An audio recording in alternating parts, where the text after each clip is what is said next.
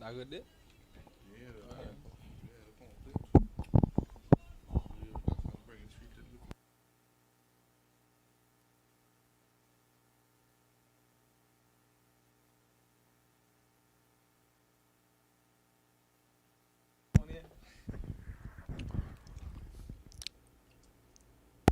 Well, good afternoon and welcome to Heritage Radio 101.7 FM here in Trinidad and Tobago.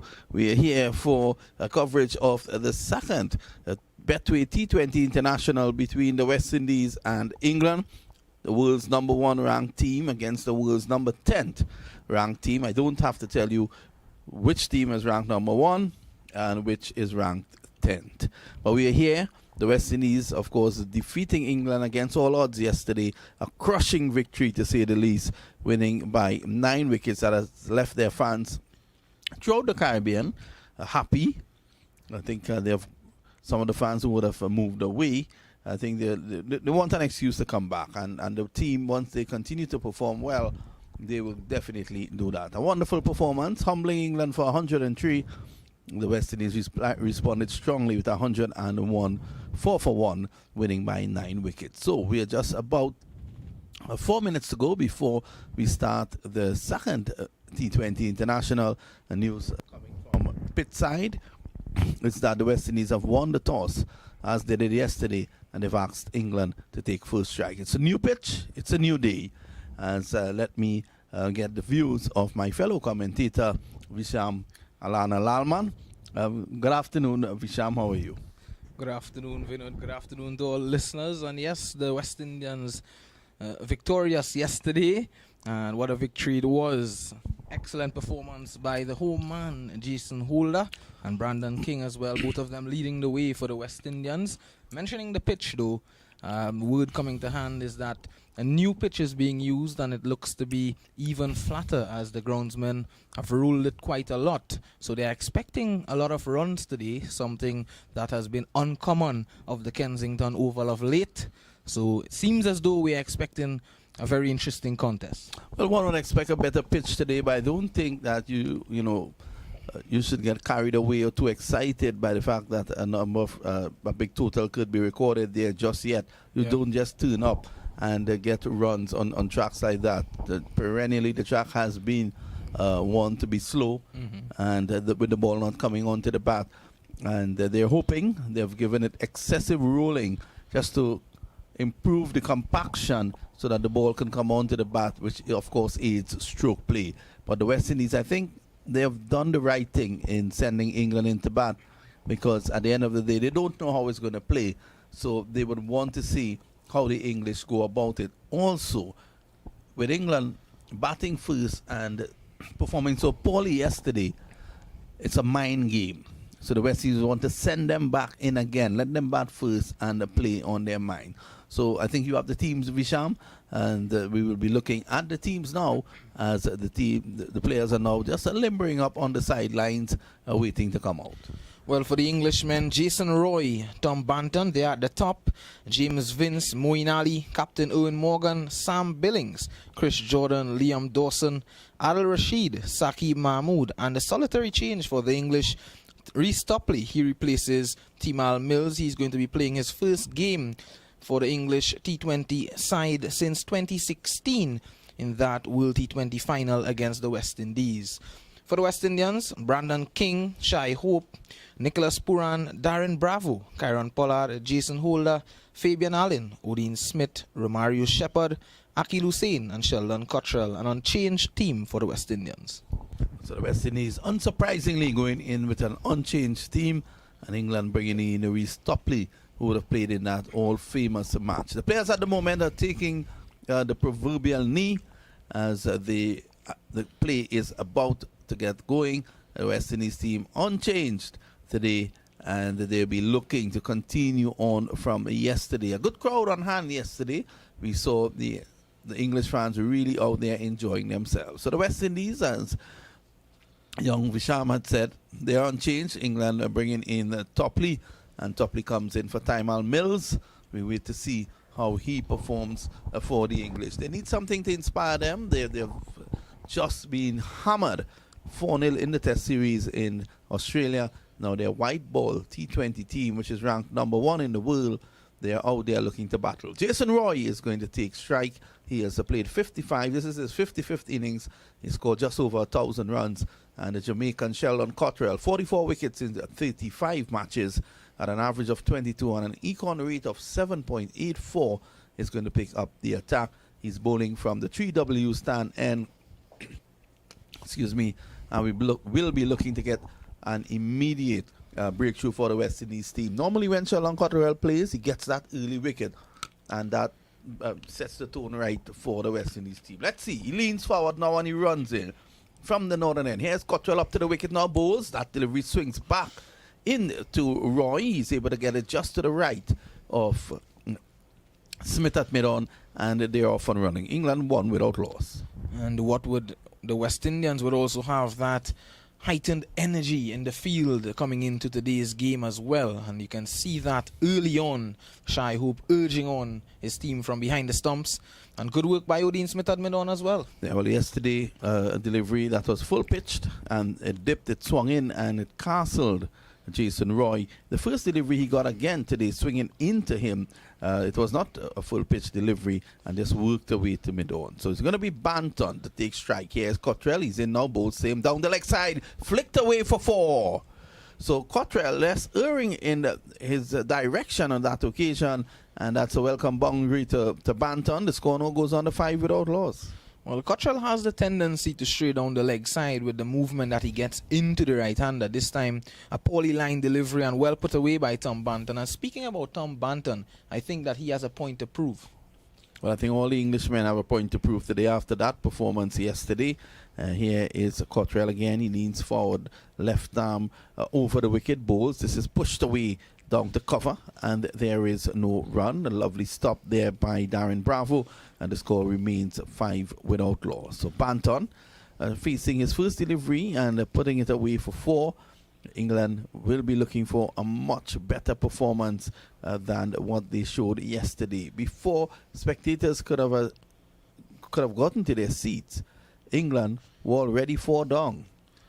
As I look out in the far distance, you see both the flags of both teams just fluttering in the wind. This is down the leg side, clipped away down behind square, and that's one more, fielded there by Romario Shepherd. The score goes on now to 6 without loss.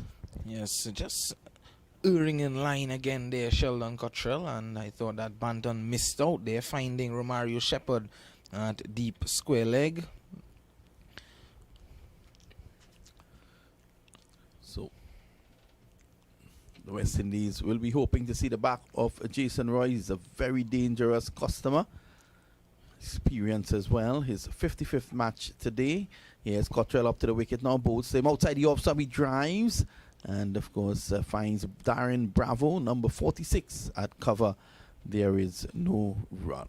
The English would be looking for a similar start to what the West Indies got yesterday from Brandon King and Shai Hope. Jason Roy, he missed out in the first game, but in the practice game against the WICB Board 11, he scored a 36 ball 100. So he has some runs in the Caribbean on this tour. Well, that would have been a different opposition on a different track. Yep. Here is Cottrell Bowles wide outside the off stump. A loose drive by Roy. It's the end of the over. At the end of over number 1, England being sent into bat by the West Indies. They are 6 without loss.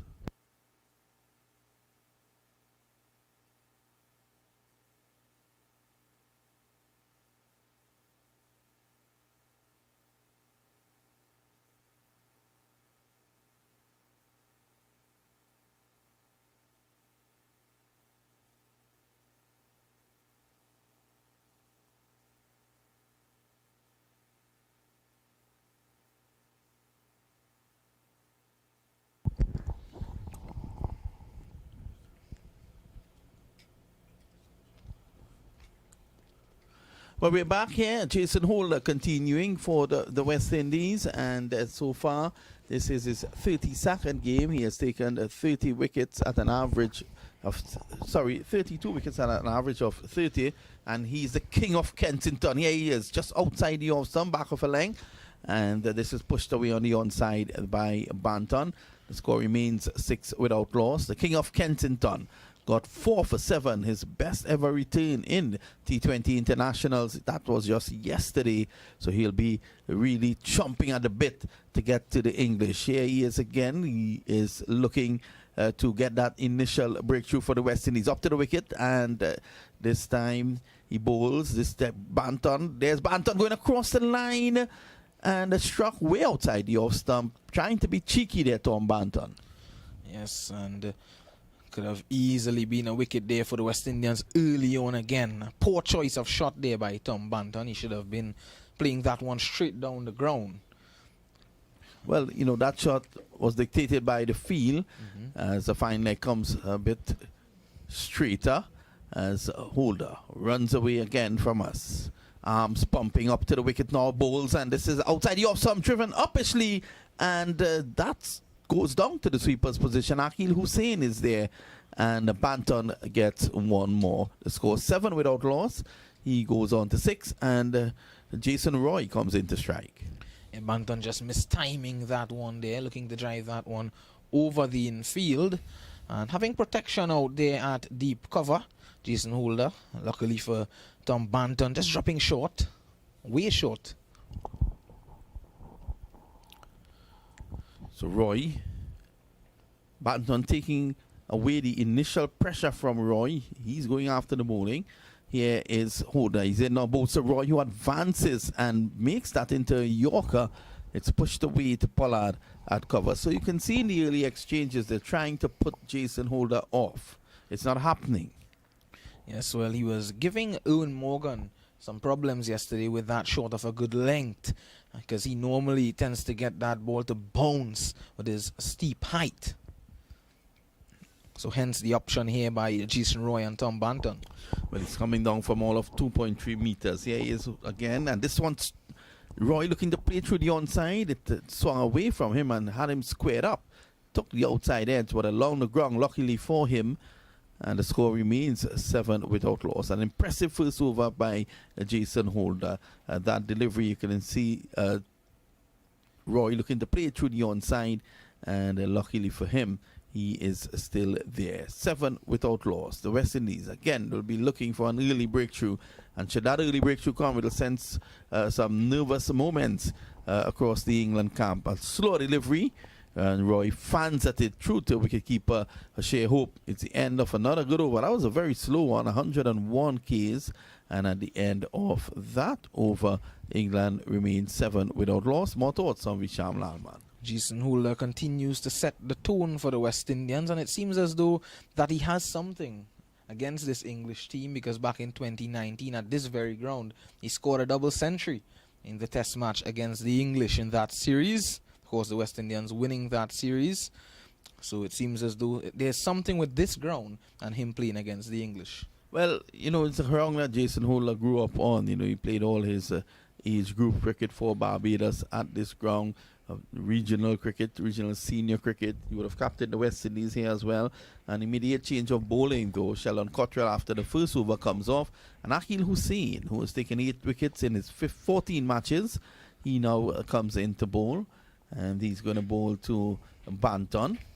Left arm around the wicket. Here he is. He bowls to Banton, who is sweeping. There's a loud appeal for leg before. Not out, says the umpire. And the wicketkeeper Shai Hope, who didn't seem too interested. It was Jason Holder at first slip who bellowed that appeal to the umpire.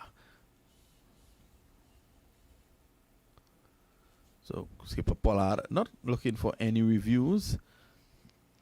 Here is Hussain again. Just a few steps up to the crease. He bowls to Banton, who's back deep in his crease. Plays it away to mid-wicket.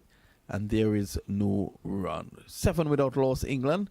And we're having a look at that replay. And it did pitch probably marginally outside the off stump, yes. And it was straightening.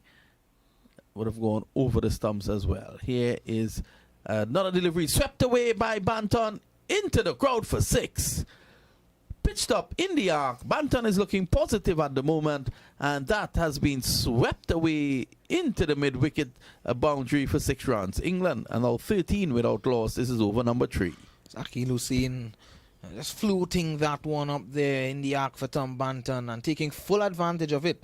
So he's off to a flyer here, Tom Banton, already a 4 and a 6 to him.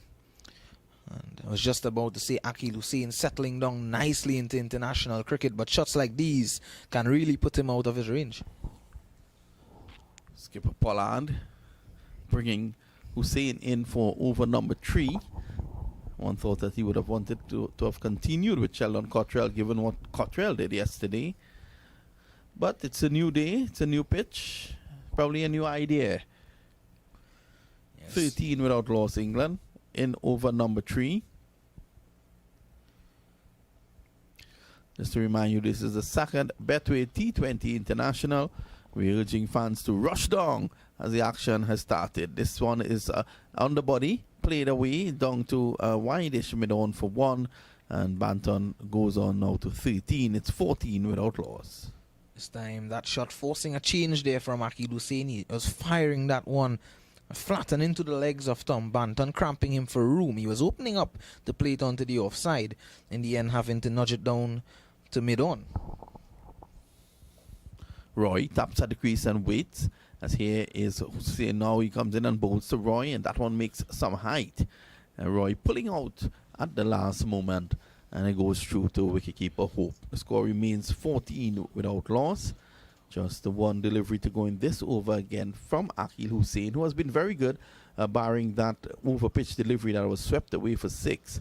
Other than that, he has been tight as the economy. This is pushed away down to a wide-ish mid-off, in fact, down to long-off, and Roy gets 1. It's the end of over number 3. England sent into bat by the West Indies. They are 15 without loss.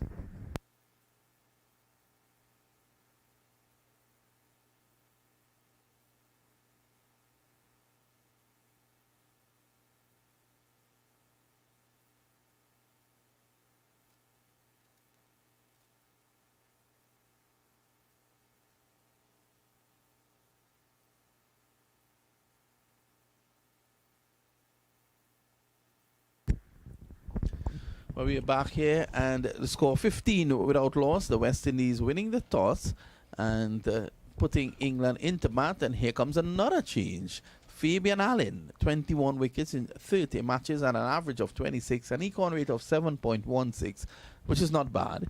And he would have missed cricket recently. So Kieron Pollard just changing up the idea here, having Roy and Banton readjust constantly, not allowing them to settle against any one bowler. Here is Allen around the wicket, and Roy gets another delivery that jumps, and that's taken by Shea Hope. So this pitch not as flat as one would have thought in the early exchanges. Well, there's something that Kieron Pollard knows that we doesn't know. This time this is a reverse sweep by Roy. He's a dangerous customer, and that has gone away for 4. Just looking to put the bowler off on that occasion. He went wide outside the off stump. It was a switch hit and into what would have been point for him. Ended up being a switch hit for 4. So that takes the score to 20 now without loss. And Roy just looking to put off Allen on that occasion. He was successful. Allen twirls the ball in his hands again and waits. He then turns, comes in, bowls to Roy. This is pitched up. Roy drives down to long off, and he gets 1. So it's now 21 without loss. In fact, it's 20 without loss. This is over number 4 in progress. Fabian Allen will be looking to get that breakthrough for the West Indies. Banton, who has been extremely positive, is now going to reverse sweep him away again for 4. Lovely shot by Tom Banton. And that was out of the top draw of Isham. Yes, well, you would have never expected that there. That ball was down the leg side from Fabian Allen. It was taken from outside the leg stump and reverse swept through the offside. An excellent shot. You really can't set a feel for a shot like that with these players, switching hands, so to speak. Here is Allen. He's in again and bowls. Pitched up, driven away, down to a wide-ish long off. They're going to get 1 more. So not a very good first over here from Allen. He has conceded 10 already. And England are looking so much so better this morning. This afternoon. A lot more positive. Here is Allen. He's in on balls. Swept in the conventional manner. It crashes into the pad. And Roy doesn't make contact. No run. There is a big smile and a grin from Roy. It's the end of over number 4. 25 without loss. Thus far, things has been going quite nicely for England. I think that Jason Roy missed out there in that last delivery of the 4th over from Fabian Allen. And Fabian Allen, he normally doesn't turn the ball much. He tends to fire in those deliveries, those arm balls. And we were seeing some bounce on the track early on. We saw that yesterday as well from Liam Dawson and Adel Rashid. Was giving some trouble to Brandon King and Shea Hope early on. So maybe it's a similar style track here this afternoon. Banton on 18 of 12 deliveries, 7 to Roy. He has also faced 12. And at the end of 4 overs, Cottrell, of course, opening the bowling together with Jason Holder. And here comes Cottrell again. So everyone is getting an over. Cottrell gets his second. Here is Cottrell up to the wicket now, bowls. Good delivery. Banton just comes forward, plays it back on the onside of the track, and there is no run. So the action heating up here at Kensington Oval, the mecca of cricket in the Caribbean. And I want to urge all the fans who are looking to come down to, get along Broad Street pretty quickly and see if you can get into the park all the way. Fans, 50% capacity is allowed in. And I'm sure my good friends from Bosco Bell, as this is driven down the ground, runs here for Banton. It's going to go close to the boundary. Skipper Pollard picks up and they go back for 2. So England, they've broken the shackles and they're looking to push on now. 27 without loss, and Banton goes on to 20.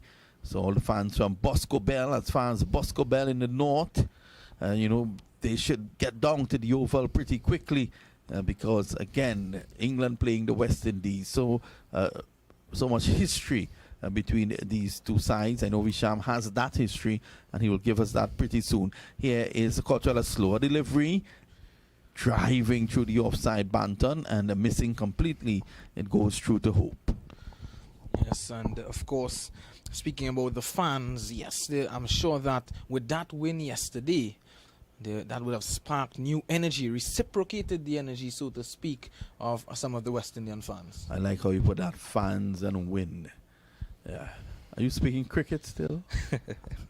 Well, it's 27 without loss. Here is Cottrell. He's in now up to the wicket bowls, and this is short. Pulled away by Banton. Only meets Jason Holder and gets one down to a cow corner.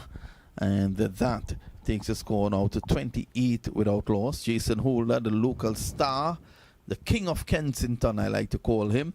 As you alluded to earlier, he has performed very well against England here at this venue. I remember seeing that double century in the test match scored by Holder, leading the West Indies to a victory a couple of seasons ago.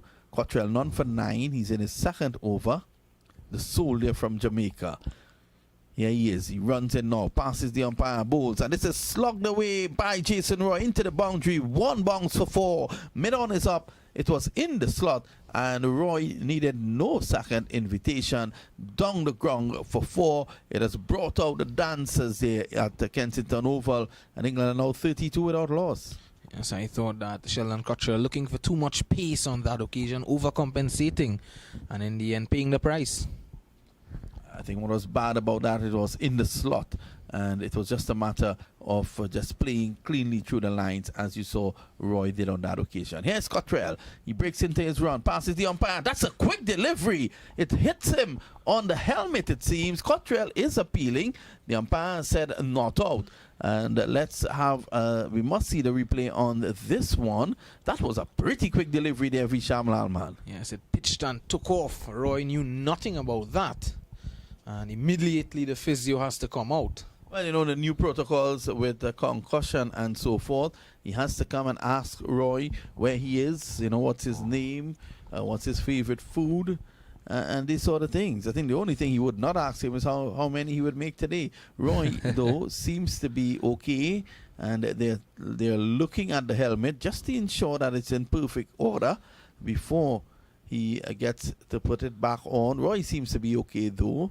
But you could never take enough precautions when it comes to this. That was a very quick delivery. It rushed onto Roy like a full bus in a street in London. Yes, and hitting the 3 lands on the helmet. A good comeback, though, from Sheldon Cottrell after being struck for 4. Well, the soldier is showing that he can rev it up this time. And, just have to allow Roy to know that he's still there. And Roy has been good. Banton has been far superior. And they have made a good start here, England, being put into bat again. It's all a mind game. The English team looked so flat yesterday. And today, the openers are already looking much better. They are 32 without loss after 5 overs. So this is the last of the power play. And we're going to see Fabian Allen, who went for 10 runs in his first over. He is going to continue. He's bowling left arm orthodox around the wicket. This is a reverse sweep and into the boundary for 4. Banton continues here to thrill the crowd at Kensington Oval.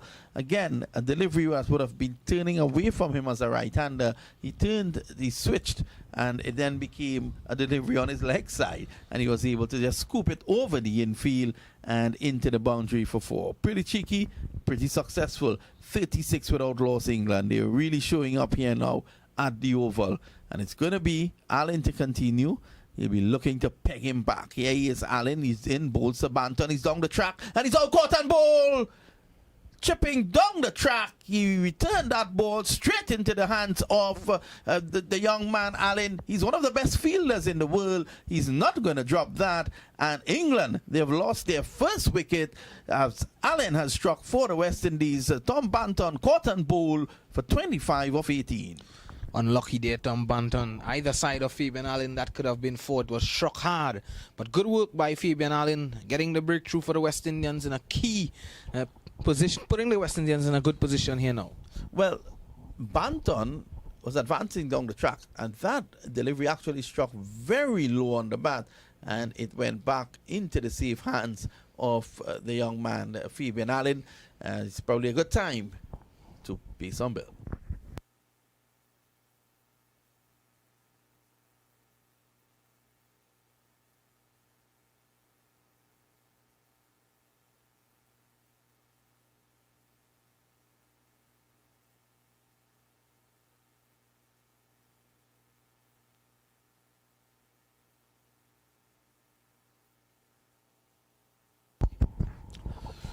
So the new batsman is James Vince. It's 36 for 1. The run rate at this point in time is 6.75. You can see there, Visham, it struck low on the bat, and it went right back to him. It went at pace, though, and he was able to take the catch. He's one of the best fielders in the world, Fabian Allen, and he is showing that at the moment. England 36 for 1. Let's see what Vince brings to the party. The positive man had been Banton. This one crashes into his pads. There is no run. So just 2 deliveries to go in the power play. How do you read it at this point in time? I think the English has done pretty well. A good start. But with this wicket here now by Fabian Allen, they would need to rethink. But this time he backs away, Vince, and cracks this through the offside for 4. He was looking to make room. That was a pretty straight delivery. He was bowling stump to stump there, Allen. There's not much he could have done differently. But what had happened on that occasion, he backed away because of the length. He was able to back away and create room. He actually cut that from in front of the stumps and into the boundary for 4 at the backward point. Here is Allen. He's in again, bowled same. He advances down the track, pushes it to point this time, and there is no run. So obviously, Vince has just come in, and he's looking very positive. I think it's no secret what was said at the English team meeting. Yes, of course, that word positive. I'm sure that the coach mentioned to them, come out today, despite that loss, and come out and play the game hard. Here he is again. Allen beats him outside the off stump, and the score remains 40 for 1. It's the end of the power play. And at the end of it, well, they're looking around. Everyone is looking 40 for 2. The West Indies, they're celebrating. Everyone out there, they're looking very puzzled. Was he bowled? Well, it seems as though he has been bowled. Well, he has not been given out by standing umpire Joel Wilson. So we wait to see what will happen. Vince is looking very puzzled. Now they're going to go to the third umpire for clarification. Has he been bowled? Well, Allen has already been credited with the second wicket. We wait to see. Vince is actually walking off. So, Fabian Allen, you beauty. 2 wickets in this, the 6th over. He has now pulled it back nicely for the West Indies. Vince goes bowled by Fabian Allen for 4. And England are now 40 for 2. As we're looking at the replay, yes, the ball just feathered the stump. And there is the bail falling off. Yes, he was bowled. Just one coat of paint there. Let him down. Yes, beaten all ends up there, James Vince, playing inside the line of that one. 1 brings 2. Well, we're going to take a break now, and that's the end of the power play. The score 40 for 2.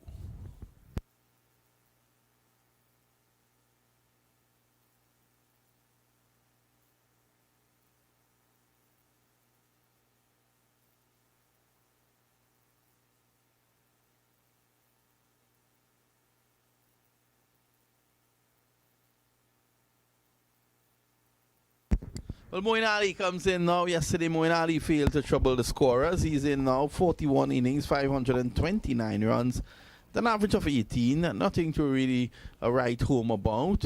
And at the moment, the score is 40 for 2 after 6 overs at the end of the power play. I think it's even Stevens at the end of that power play. Yes, definitely even Stevens, the English, 40 runs, 2 wickets to the West Indians, pulling it back nicely in the 6th over. This man, Jason Roy, is still there, and Roy's a dangerous customer. Here's Akil Hussain around the wicket, bowls to Roy. Roy drives uppishly, and it's going to go down to Sheldon Cottrell at long off for 1. So that takes the score on now to 41 for 2. I'm sure all the cricket fans in Barbados who are coming from Christchurch, Oistins and all these parts, they'll be hustling down to the ground. West Indies, they have already taken 2 wickets after 6 overs. England are 41 for the loss of 2. The batsmen dismissed. Tom Banton, caught and bowled Allen 25, and James Vince, who was bowled by Allen all over the shop for 4. Here's Akil Hussain. He's now going over the wicket. And this is played away nice and quietly down behind square for 1 by Moeen Ali. So he is off and running. Off and running not just in this game but in the series. Of course, coming off of a golden duck yesterday. And I think that his average of 18 does not represent the talent that he possesses. And Moeen Ali is one who can really turn it up as well. Of course, Moeen being an all-rounder. Here's Akil Hussain around the wicket, he bowls, and this is swept away by James. A lovely stop down behind square, and what should have been a certain 4 has been reduced to 1 as Brandon King showed his wares just backward of square, diving to his left. Yes, the West Indians continues to feel pretty well. Did that yesterday, complimenting the bowlers. Brandon King not shy of that again, coming off of a brilliant half-century last night. Well, the West Indies team, they've done well so far to fight back. And, that energy. Yesterday, one of the trademark of that performance yesterday was the fielding performance. And you're seeing that again coming to the fore. This is pushed away. And at the moment, it's the end of 7, 44 for 2. Kyron Pollard holding that one there at cover, and I think he's going to have a little bowl as well. England at the end of 7, they are 44 for 2. We take a short break, we'll be right back.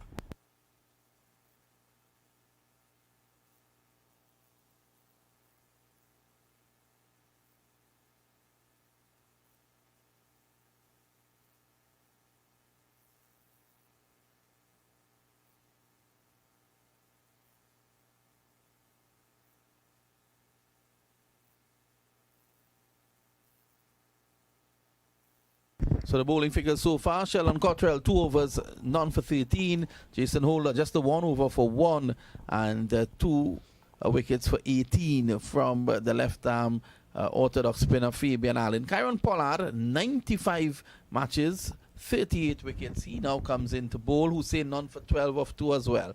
Here's Pollard. He's in, bowls to Ali, beaten outside the off stump. A lazy shot there from Moeen Ali. Yes, his feet going nowhere there, Ali. Similar to yesterday when he was fending a ball to Darren Bravo at backward point. Feet went nowhere and just hanging his bat out there. But it seems as though Kyron Pollard has realized that there's some assistance in the pitch for the slower bowlers. Here's Pollard again, the running away from us up to the wicket bowls. Another slow delivery, pushed away down behind point, and it allows Moeen Ali to get a single. That takes England on to 45 for 2. Brings Roy on strike. Roy's a dangerous customer, so they'll want to see the back of him as they look to try and restrict England. So far, England has not been able to really run away with it. The run rate at this point in time is 6.14. Yes, I think Captain Kyron Pollard will be happy with where the West Indians are positioned at the moment, despite the start that the English had. And of course, Kyron Pollard, it's good to see him showing some variety, not just in his bowling, but in his captaincy. He's known for that, switching things up a bit. Yeah, that's always good, but not too much. Yeah. You know, you want to, not just make changes for making changes' sake. Pollard has been a good captain. The results might not really show, but you would have seen his performance as a captain, stand-in captain at times for the Mumbai Indians, and of course the Trinbago Knight Riders. Here is Pollard. He's in, bowls to Roy. A slow delivery, takes the inside edge. A lovely stop there by wicketkeeper Hope. A French cut and a little banter between Roy and Pollard. Pollard probably telling Roy, I know you didn't know too much about that. And Roy probably telling him, I didn't know you were bowling. Well, that was, look at it again on the replay. Took the inside edge just a mere millimeters away from the stump. But look at wicketkeeper Hope. What a take. That could always be difficult. This time he squares him up. Kyron Pollard goes down to the sweeper's position for 1. That is all they're going to get. And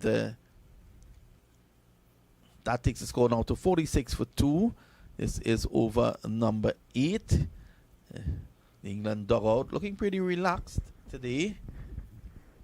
Of course, they'll be looking to fight back against a West Indian team that has something to prove. I don't think they like that number 10 tag at all. Here is Pollard. He trundles in and bowls to Ali. Ali gets one just outside the off stump and takes a quick single, shy at the stumps from Shea Hope, but he was unsuccessful, and England goes on now to 47 for 2. Ali is 4 and Roy on 20. Pollard, not a bad over, just the 3 runs, and as he did yesterday, he just took the pace off, and that is making scoring very difficult here for the English. 2 quick wickets can do this to a team. Just slowing things down a bit here now, the English. And looking at Pollard, goes in again, passes the umpire, bowls outside the off stump, played away on the onside. There runs here for England, just a 1. And that's the end of a very good over from Kyron Pollard, just the 4 runs in it. And at the end of it, England are 48 for 2 after 8. We take a short break. We'll be right back.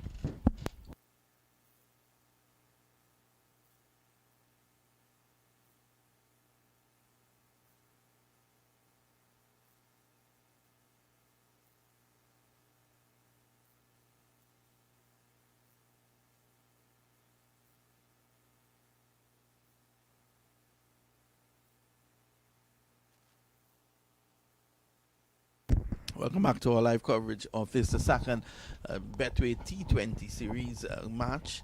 As I said earlier on, the West Indies in 37 matches as of January the 7th. They have 225 points and they're number 10. Just 6 points behind Bangladesh and 7 behind Sri Lanka.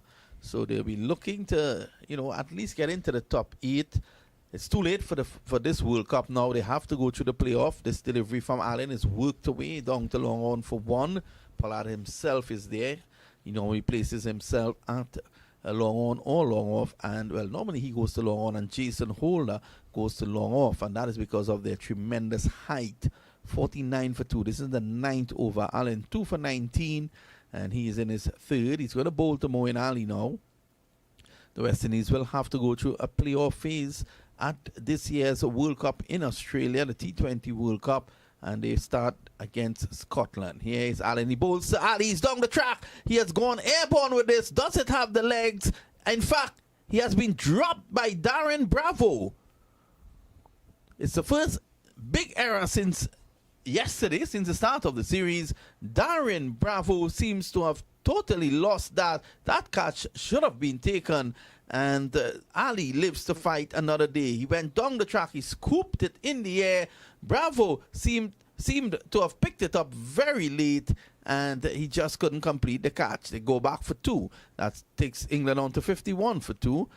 The next delivery is played away to mid-wicket, and there is no run. So I think Bravo definitely picking up that too late. Definitely so. This delivery is worked away around the corner, no run. Odin Smith is there. So Ali not having an easy time out there, 6 of 8. Bravo grasping that. This is down the ground, and Ali's going to get a boundary here. This is adding injury now to injury. He advanced down the track. Allen can't be a happy man and crashes this down to long on for 4 runs. So that takes England on to 55 now for 2, as Moeen Ali is looking to get set. Yes, and given good assistance by Darren Bravo. Misjudging that catch at deep mid-wicket. You will expect that catch to be taken at this level. Here's Allen. He's in again outside the off stump. Cut away. Runs here for England. Ali gets 1. He's looking for 2. He again goes back. And that completes the over. The score is 56. That's the latest score at Kensington Oval. England batting first. They are 56 for 2. More thoughts on Visham Lalman. Yes, so Moeen Ali given a life. And he would want to use that well. And also Jason Roy there with him. And Jason Roy, he knows one way of playing. He's a no-nonsense player. And you don't want to settle here now if you are the West Indians. You want to keep on pegging at the English and look to get more wickets.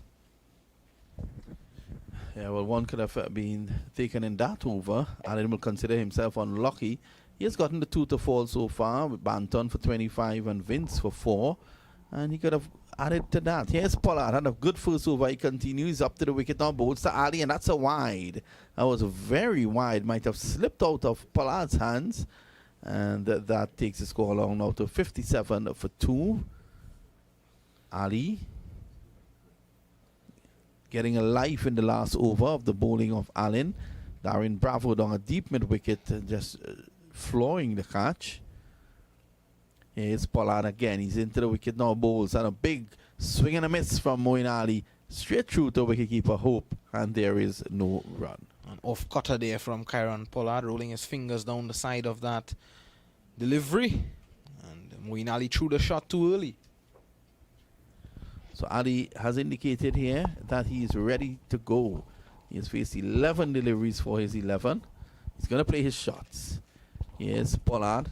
He's in, passes the umpire now. Bowls. Ali drives, runs through the offside here for him. And he's just going to get the 1. Fielded by Jason. In fact, he's going to come back for 2. Holder, I thought, was a bit lethargic at getting to that one. And they go back for 2. Pollard is not happy. He's glancing in the direction of Jason Holder. And England are now 59 for 2. Just some little cracks appearing there for the West Indies in the outfield. Yes, and excellent running by the Englishmen as well. Good awareness. Here's Pollard again. He breaks into his run. Goes past the umpire outside the off stump. And that's signal wide. Ali putting him off by going way outside the off stump. Pollard looking to push it away from him and pushed it off the track. Yes, he's certainly making his intentions clear here, Kieron Pollard. That's been the most good option for him since he's been bowling. He's been pushing it a bit too wide, but so it's pretty hot out there at the moment. Not much of a wind. This time it's in the air. Top edge again. Can Darren Bravo get into the business? And the catch has been flawed. The West Indies, they have again put down Moeen Ali. Moeen Ali goes to 15. They're 62 for 2. Now it's another Trinidadian, and that is Nicholas Puran. Well. These guys continue to look skywards as if to suggest they're not picking up the balls, but they're not taking out those sunglasses.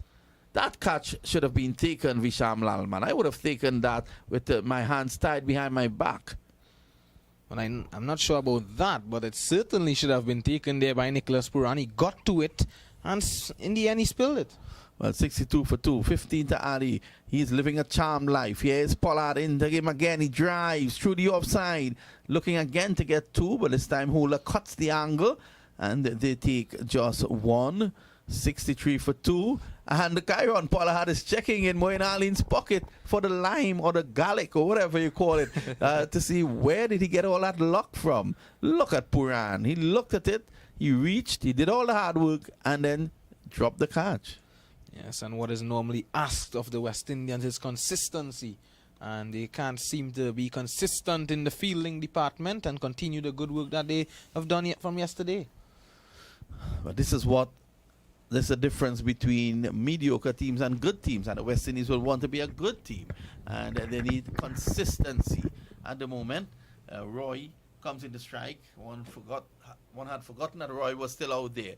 Here is Pollard. He's up to the wicket now, bowls outside the off stump. Roy cuts it through the offside, and he's going to get 1. The score goes on now to 64 for the loss of 2. Jason Roy, 17 of 23, and Moeen Ali, all the action has been centered around Moeen Ali. He has been dropped twice already. He's on 16. Pollard in his second over, none for 12. He's bowled well. Turns from the southern end or the media center end. Here is Pollard. He bowls again, and Ali pushes it through the offside. This time he can't get a run. And it's the end of over number 10. So we're at the midway stage of England's innings. They're 64 for 2 after being sent into bat by the West Indies. 2 catches have already been dropped. Roy is on 17. Ali is on 16. We take a short break. We'll be right back.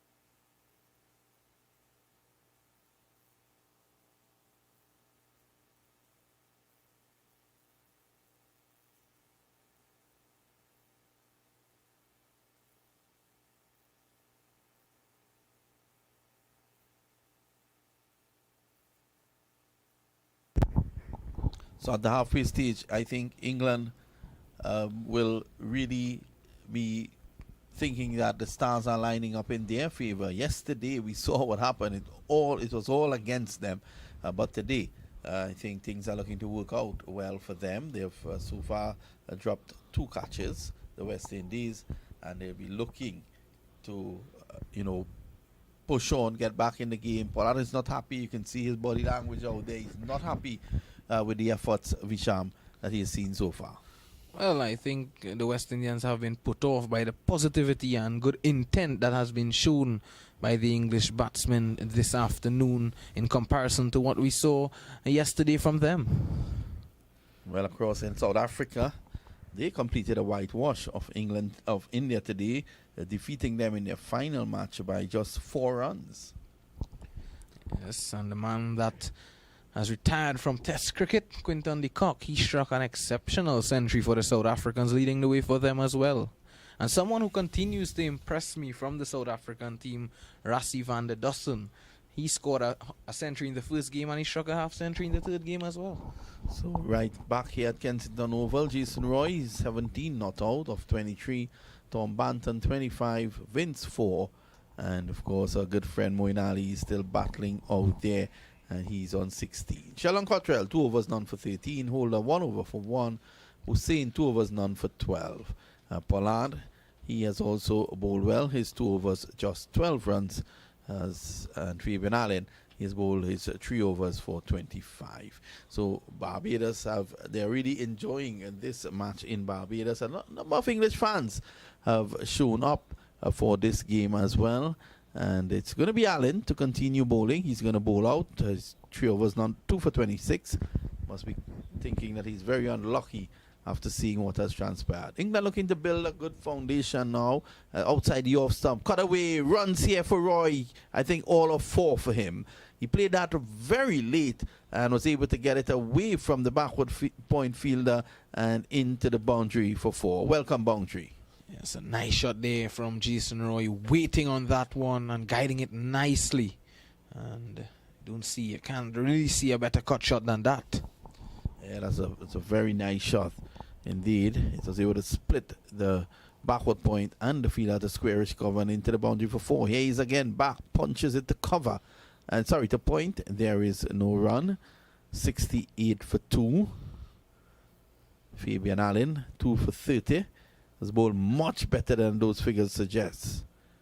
Here he is again around the wicket bowls. And this is a slug sweep by Roy into the crowd. That's a 6. Massive hit there by Jason Roy. 74 for 2. Already 10 runs in 3 deliveries in this over. So he's taking the attack to Fabian Allen, putting him out of his comfort zone. Now, I was just about to say that Fabian Allen has been doing the right thing. He has been firing in those deliveries, not giving Roy anything to hit. On this occasion, flighting that one, and Roy taking full advantage. 27 of 26 for Jason Roy. And Allen being treated in a rough manner in this last over. So he has taken 2 for 36. And what a change up from yesterday. England 74 for 2. Here's Allen around the wicket bowl. So Roy tosses this up, and this is out of the ground. A massive hit there by Jason Roy over the Sir Garfield Sobers Pavilion. And that's 6 runs. 80 for 2. Yes. Earlier I said that Jason Roy knows one way of playing the game, and definitely showing that out there in the middle. Allen again floating that one up, and Roy hitting that one out of the Kensington Oval for another maximum. All of a sudden, Allen has taken 2 for 42 now. And if he doesn't watch it here, he can get a half century off his bowling. In the slot, and that was a 95-meter 6. Huge hit. Way behind the Sir Garfield Sobers Pavilion. What a hit by Jason Roy. I think what Roy is doing here now, he has realized that the West Indians have dropped 2 catches. They are maybe in a period where their heads are a bit down, and he's looking to take advantage of this situation and push forward and put some pressure on the West Indian bowlers. So they've gotten a new ball, a replacement ball, and a lot of advice coming for Fabian Allen. Advice coming from his captain, Kyron Pollard, and also fellow left-arm orthodox spinner, Akil Hussain. And there are 2 balls out there now, being thrown all about the place. Which one is the match ball? Which one are they going to use? There's another ball. So the guys out there seem to be playing with a number of balls. I think they need to settle on one. What we are seeing is the umpire, he's sanitizing the ball now, Vinod. Well, you know, with the COVID protocols in place, you have to sanitize the ball, keep everything nice and clean. This is a short hand jab into the boundary for 4. Again, Allen going right up into the slot, and Roy is ready for action. 37 of 29. Moeen Ali is with him on the other end, and Owen Morgan, the captain, please look on his face there. Already 4 boundaries, 2 6s, 2 4s, 20 runs. This time he drives through the offside. More runs here. That's another boundary. And Fabian Allen finishes his 4 overs, 2 for 50. All of a sudden, England are going at 8 and over. They're 88 for 2 after 11 overs. Jason Roy is on 41, and with him, Moeen Ali is on 16. So Jason Roy continues his good form in the Caribbean. And Fabian Allen taken to the cleaners, 2 for 50, 24 runs coming out his last over. And it will be interesting to see how the West Indians respond to this onslaught from Jason Roy here now. Well, I was very puzzled when Jason Holder was just given the 1 over up early in the innings. He was bowling well. He had troubled Roy in that 1 over. and yet he was taken off. Roy is now well set, and you will see Jason Holder coming back pretty soon. So it's going to be Moeen Ali to face. He's on 16 all of a sudden. And so Holder is back, as I was saying. And let's see how he would respond to this challenge. This is a different challenge. He has always done well at Kensington Oval, Jason Holder. So Roy's on 41 of 29 and Ali 16 of 15. Here's Holder. He's up to the wicket now. He bowls to Ali outside the off stump, signalled wide by the umpire Joel Wilson. And the score goes on to 89 for 2. Well, we've continued to see that the West Indians utilizing that ploy of those wide deliveries to Moeen Ali. He's normally someone who likes to thump the ball over mid-wicket, and you can see him moving across. So hence the approach here from the West Indian bowlers. Holder breaks into his run again. He's up to the wicket now. Bowls driven through the offside. Lovely stop there at cover, and there is no run. Fabian Allen doing the fielding. I think he'll be down a bit after that last over. So it went for 24. His 4 overs, 2 for 50. Sorry, I think he was very unlucky. Should have gotten Moeen Ali. He was dropped by Darren Bravo, and then Moeen Ali was also dropped off Kieron Pollard's bowling. So here is Holder. He's in, bowls to Ali outside the off stump. Ali drives, beaten into the gloves of Hope. A word on Hope's keeping. Looks really good yesterday. I was impressed with his keeping. Of course, he executed a wonderful stumping when Sam Billings was stumped out. And he looks really settled behind the stumps, Shy Hope. So 2 6s and 3 4s coming off Allen's last over. Here's Holder. He's in again. That's a slow delivery. Struck straight down the ground, as straight as an arrow into the boundary for 4. And Moeen Ali joins the party. He goes on now to 20. The score is 93 for 2. A low full toss there from Jason Holder presented. Not looking to overhit it though, Moeen Ali, because we all know how these low full tosses can prove to be a bit dangerous. So the partnership, the 53 from 36 balls, and all of a sudden, these two who are well kept in check, they have broken away, and 28 runs have now come, 29 runs of the last 8 deliveries. Here's Holder. Outside the off stump is Ali. Edges is down to third man for 4. The luck really going the way of England here. He was way outside the off stump. Holder pushed that across him. It took the edge away from the wicketkeeper, Share Hope, into the boundary for 4. Upping the ante here now, the Englishmen, both Jason Roy and Moeen Ali. This time, not in full control though, Moeen Ali. And Hope diving away to his left, and an effort goes in vain. Could have never taken that. It's always going to be difficult. It was too far away from him and also high. Here is Holder again. He's up to the wicket. Ball, slow delivery, played back to him. There is no run. 97 for 2. England here, they're threatening to really come up with a handsome score.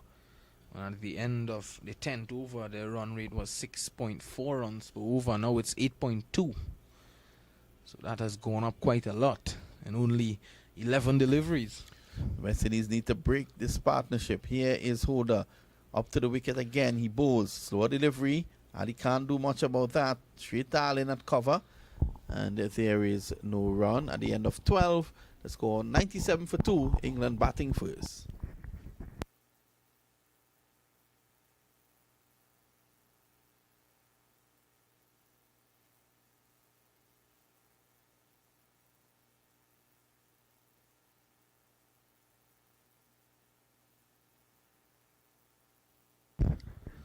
So good fight back here by England after losing 2 wickets in 1 over. They've come back really nicely here. 2 wickets falling to Fabian Allen, and then the next over at Allen Bowl, he could have gotten another wicket. That was over number 8, but Ali was put down. It's going to be Romario Shepherd who got the wicket of Owen Morgan yesterday. He is going to take up the attack now. There's also the option of Smith, Modine Smith. So 11 wickets, but look at that economy rate, 10.59. But what the West Indies need now at this point in time is a breakthrough. Yeah, Shepherd is already there. He won't worry about that economy rate. Yes, it needs to get down, but he has a job in front of him here now, which is to prize out a wicket for the West Indians. So a ring of fielders on the offside, 4 to be exact. Third man is up. Here is Romario Shepherd. Up to the wicket now, bowls outside the off, someone inside edge, into the boundary for 4. As I said before, the luck is all with England. That's the 100. It's 101 for 2, and Roy goes on to 45.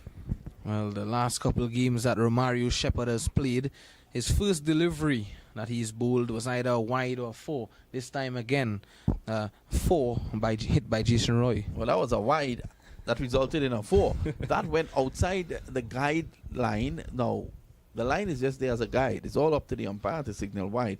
But Roy was able to fetch that somehow. We got an inside edge and down to the boundary for 4. Pollard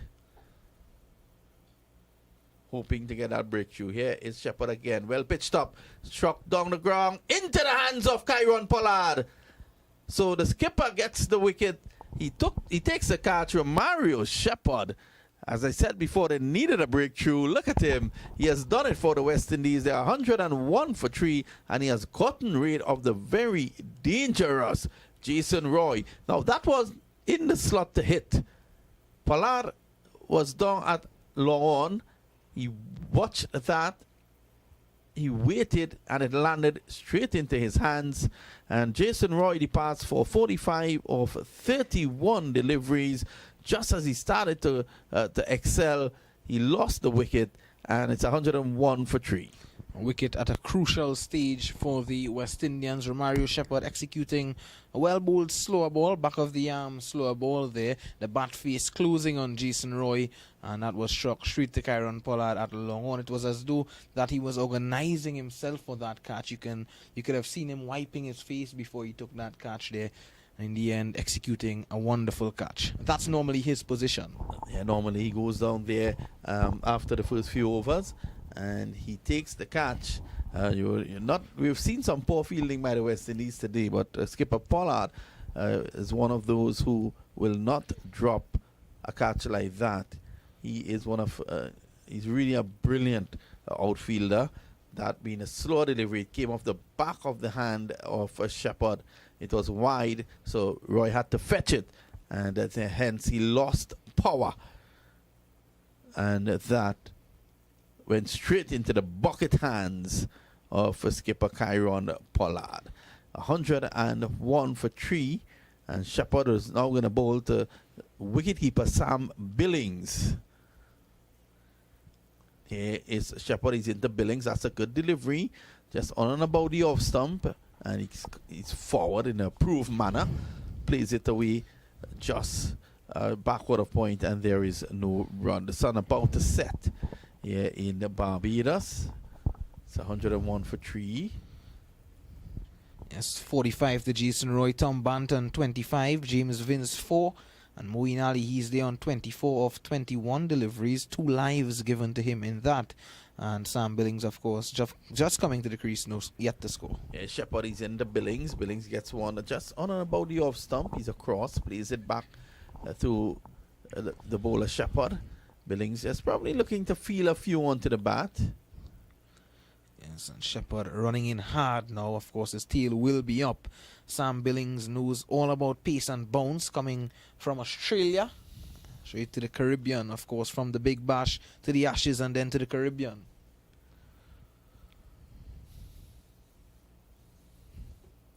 Here's Shepherd again. He runs away from us up to the wicket bowls. It's a slashed away down to backward point into the boundary for 4. He played it uppishly but safely, and Billings is up and running. It's 105 for 3. You would relish an opportunity like that when you've just come to the crease to get off the mark. And I thought that Romario Shepherd straight in line there and length. A bit too short, a bit too wide, and punished by Sam Billings. Well, that'll get Billings going. You want to feel the ball onto the bat, and he cashed in there with a 4. Here is a Shepherd up to the wicket now. Bowls to Billings. Billings drives back to him, and there is no run. So that's the end of the over. At the end of it, Shepherd has taken a wicket. 8 runs coming in that over. It's 101. 105, sorry, for the loss of 3.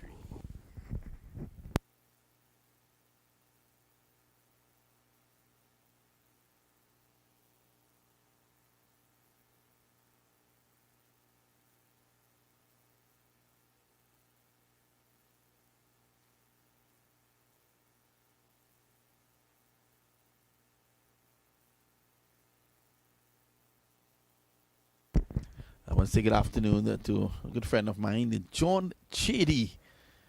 John and his wife, they are taking in this broadcast. I also want to thank John, for being part of the broadcast here in Trinidad and Tobago through the Innovative Construction Company Limited. And of course, it's a world-class company, and the West Indies will be looking for a world-class performance. This is driven away now through the offside as Pollard takes up the attack again by Ali. He gets 1. And that brings Billings back into strike. Jason Hooler taken out of the attack, so Kieron Pollard, he seems as though he wants to do it himself here and set the example. And I thought that he should have continued with Jason Hooler, give him another over, given the performance that he had yesterday, the good start that he had today as well.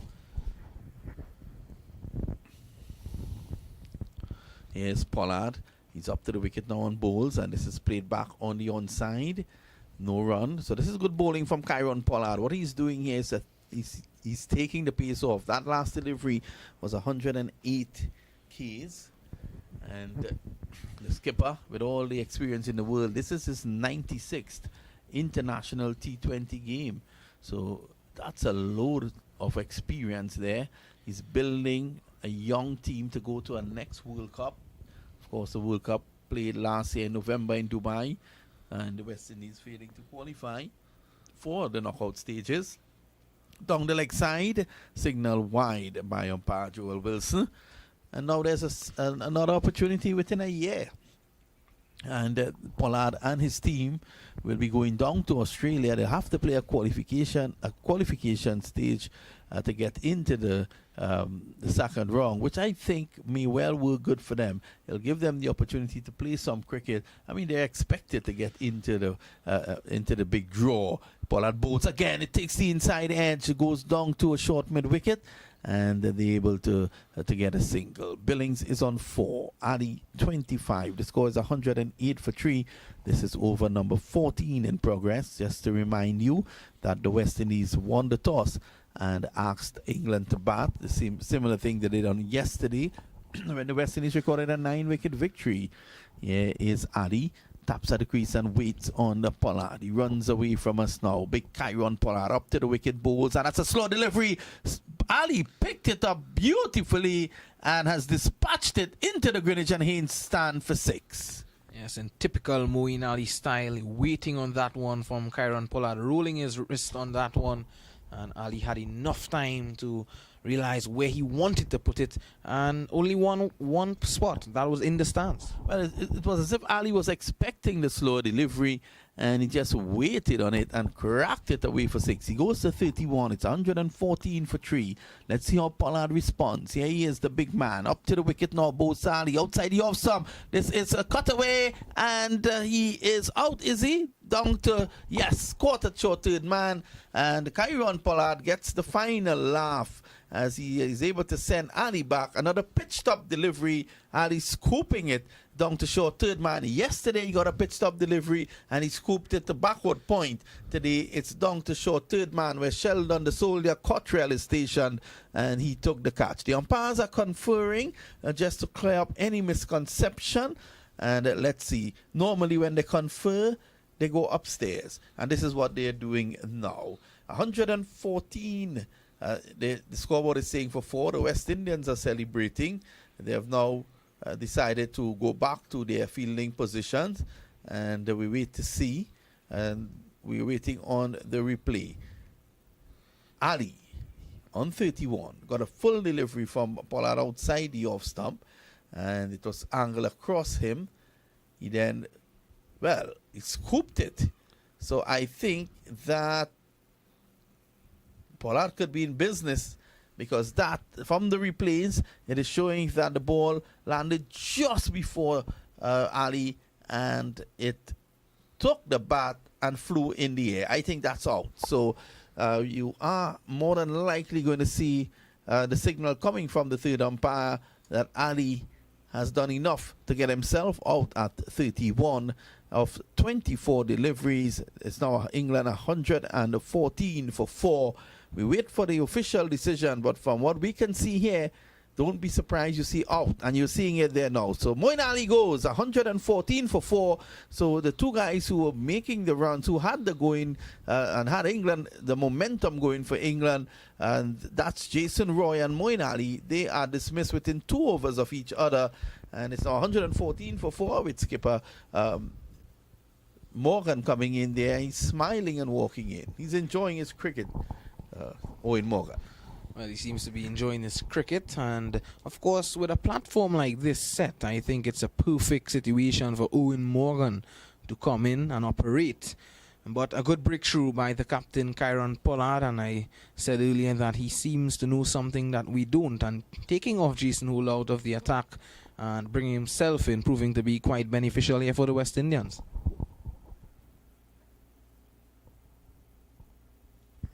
A delivery from Pollard outside the off stump, and Morgan is off and running, and that's a slow delivery again.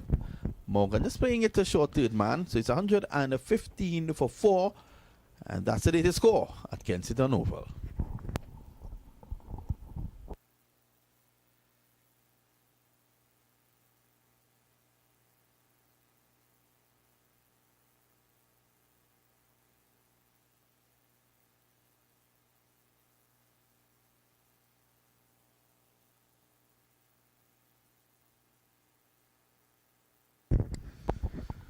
Welcome back as we continue this coverage here of this Betway series. Jason Roy dismissed for 45, Tom Banton 25, 4 to Vince, and of course Moeen Ali just falling for 31. Pollard 1 for 22 of 3.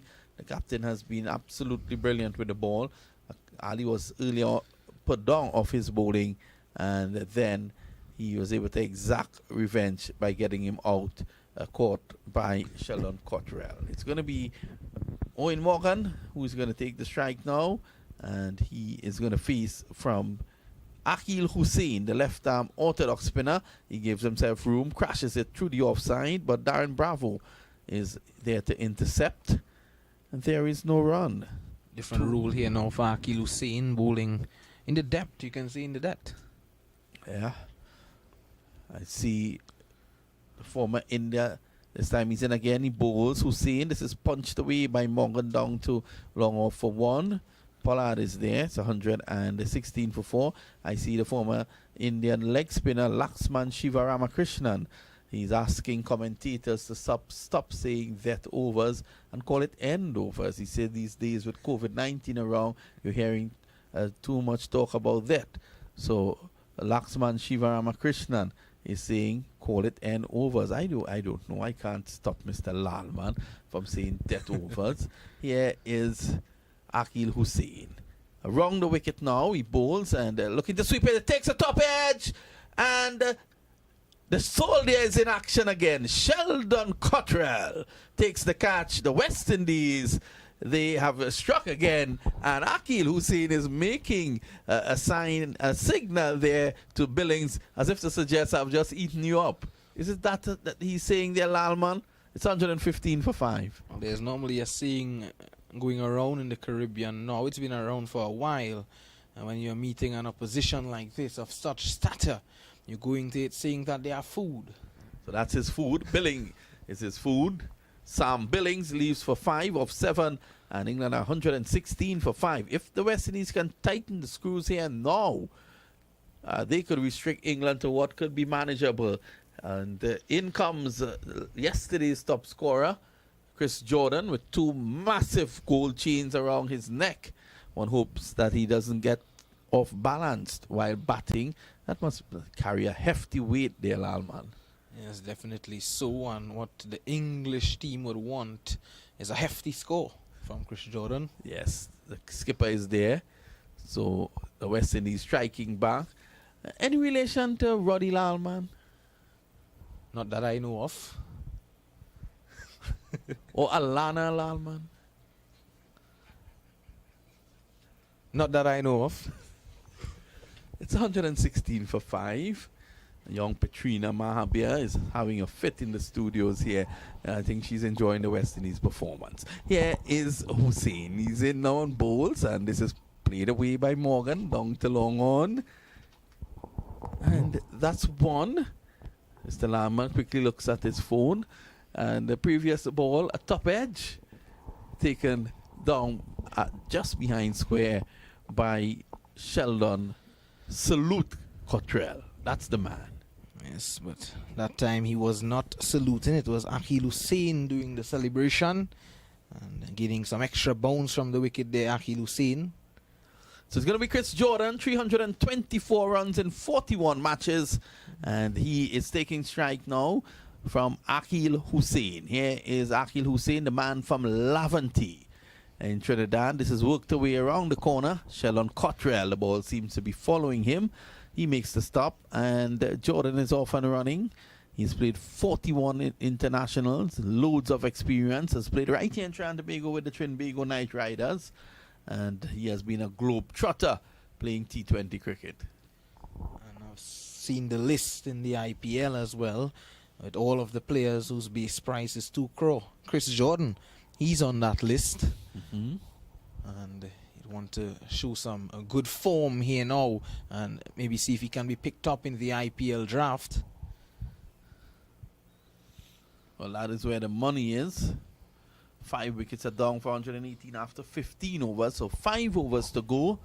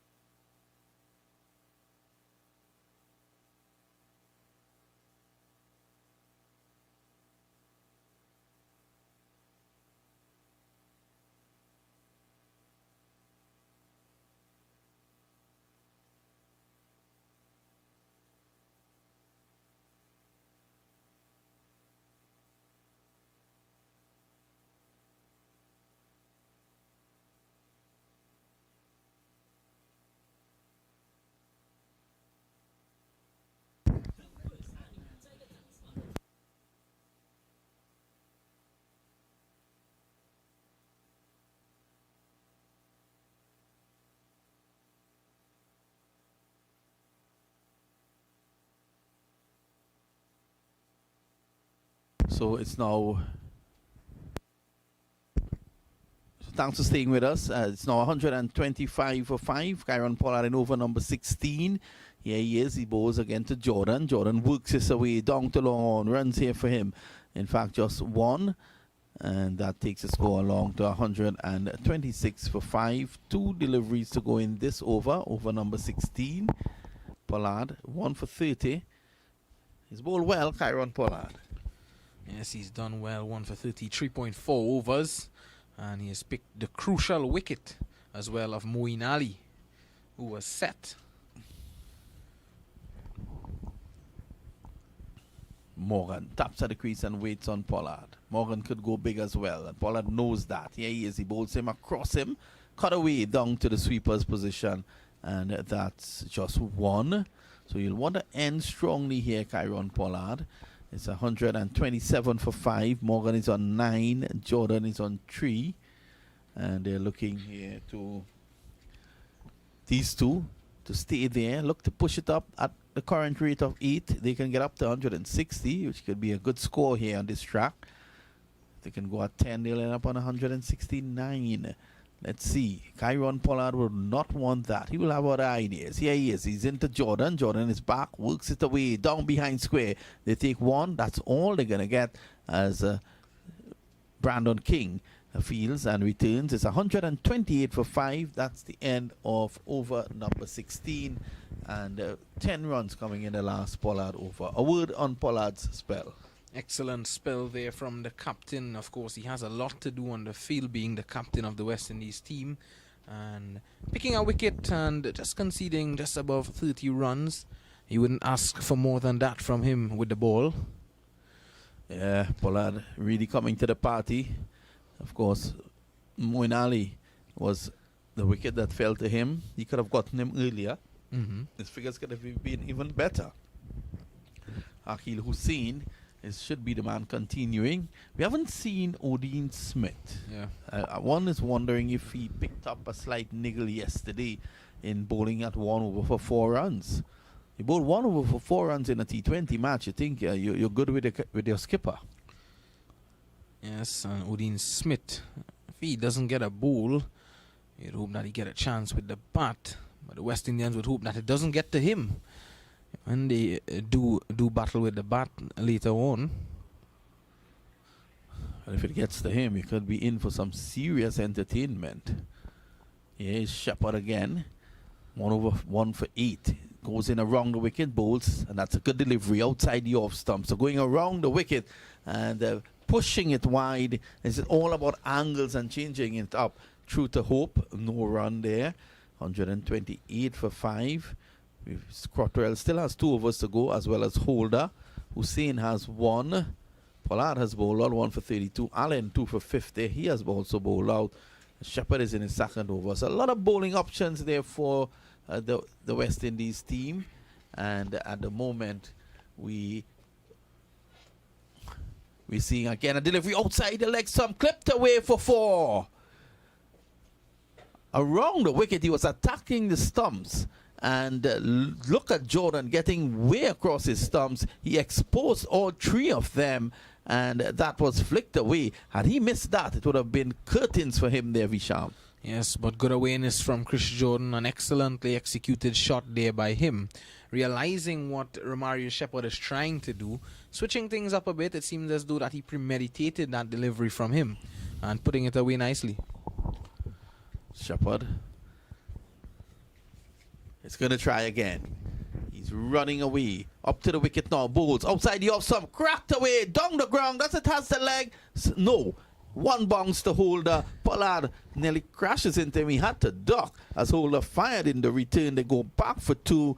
Jordan is on 10 now. He has passed Morgan, and they will be looking to get rid of this man. He got 28 yesterday. He top scored, and he's showing that he has a prowess with the bat. He's continued to look ominous here, Chris Jordan, and I think that they would want to prize out his wicket, seeing that he is operating in a hurry mood this afternoon. Chris Jordan, Craig Brathwaite, and Rihanna all attended school, the same school that they were in the same class in Barbados. This is outside the off stump, slashed away. And does it go over the ropes? In fact, yes it does. 6 runs. Fabian Allen tried to catch that. He could not. And that takes the score to 140. That could change things up here. They could well get a handy 160, 170 now. Yes, Chris Jordan on a mission. And it's proving to be quite beneficial in these last 2 games here for the English. And Romario Shepherd just bowling that one a bit too wide. Jordan moving across to the off stump and getting himself in a nice position to execute that shot. I think experience telling here. He was able to put him off. Here is Shepherd. He runs away from us now. He's back to over the wicket. And this is struck down the ground. Very straight indeed. But Captain Pollard is there. Just 1. 141 now for 5. 1 ball again for over number 17 to be completed.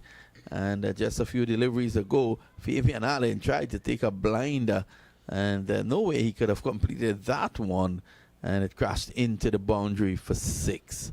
The English fans, they are really enjoying themselves in the party stand. They've converted it into something of an artificial beach, and they say if you can't go to the beach, you bring the beach to you. And that is exactly what the authorities at the Kensington Oval has done for them. Here is Shepherd from the northern end. He's in bowls down the leg side, and Owen Morgan is able to just go across. It goes through to the wicketkeeper Hope, and that's a wide. He's all over the shop here, Romario Shepherd. It's like when you go to the grocery and you don't have a list. Yes, he's all over the shop. I like that. And Pollard, looking at him, he is issuing some instructions to him.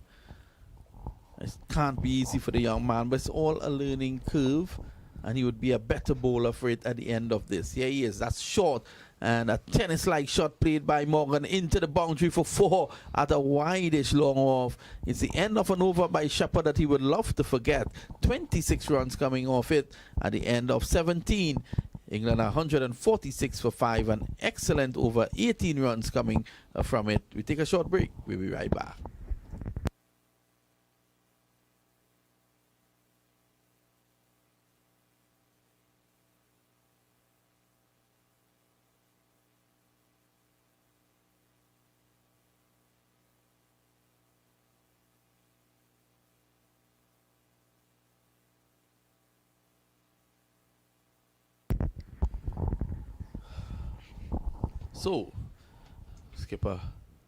So, Coach Phil Simmons looking a worried man now, because England, they're fighting back really nicely at this point in time.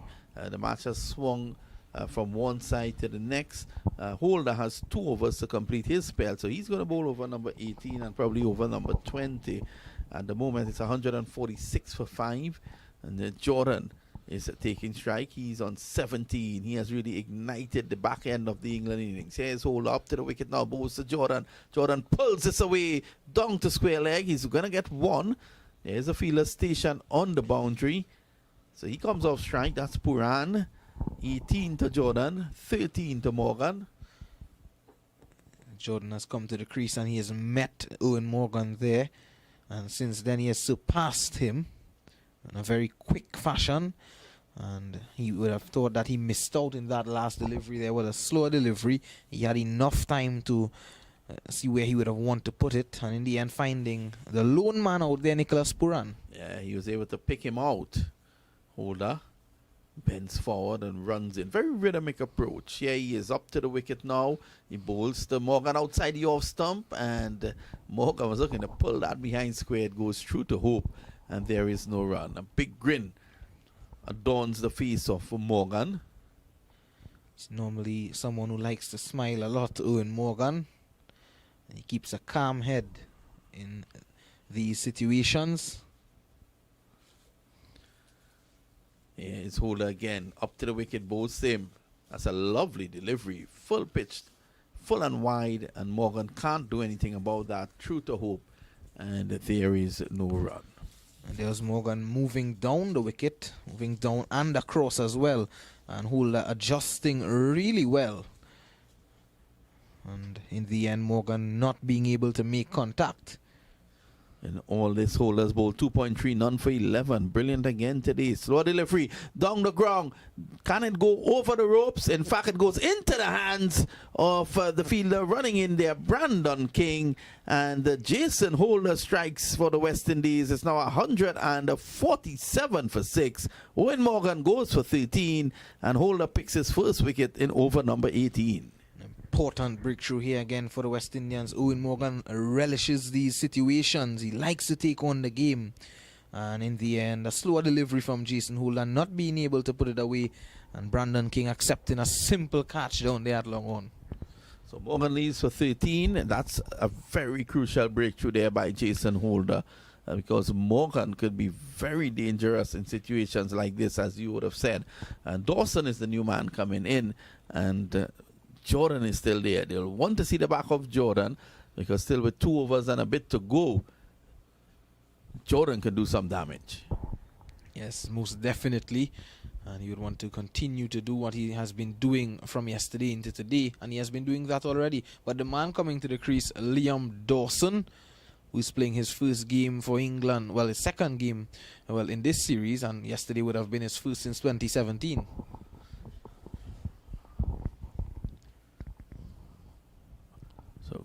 Jordan gets a single now and brings Dawson on strike. This is his 4th match. Dawson, just the 19 runs. And Holder taking pace off the ball previously, and this is what caught Morgan unawares, and he was out caught at long on. So that's a big wicket there for the West Indies, and they'll be hoping to end strongly here at the Mecca. Holder turns, smiles, a smile on his face. He seems to be very pleased with his performance. Here he is, Jason Holder, up to the wicket and bowls, a slow delivery, and having to reach for that. Umpire Wilson signals wide. But that was touch and go. That could have gone anyhow. But it's signaled wide by umpire Joel Wilson, 149 for 5. Yes, that one moving away there from Liam Dawson. He didn't have the best of times with the bat yesterday. He had a good time with the ball. Not the best of times with the bat, and England do require him to do something special here in these last 2 overs. Partner with Chris Jordan and support him. Oh Lord, it's final delivery of the over. He comes in on balls. This is pulled away by Dawson, and it's going to go into the boundary for 4. The fielder out there totally missed it. And again, Nicholas Pooran. He is suggesting as if the sun was in his eyes, but he has on those very expensive, that should be made for sport, sunglasses. That's into the boundary for 4. Let's take a break. We'll be right back.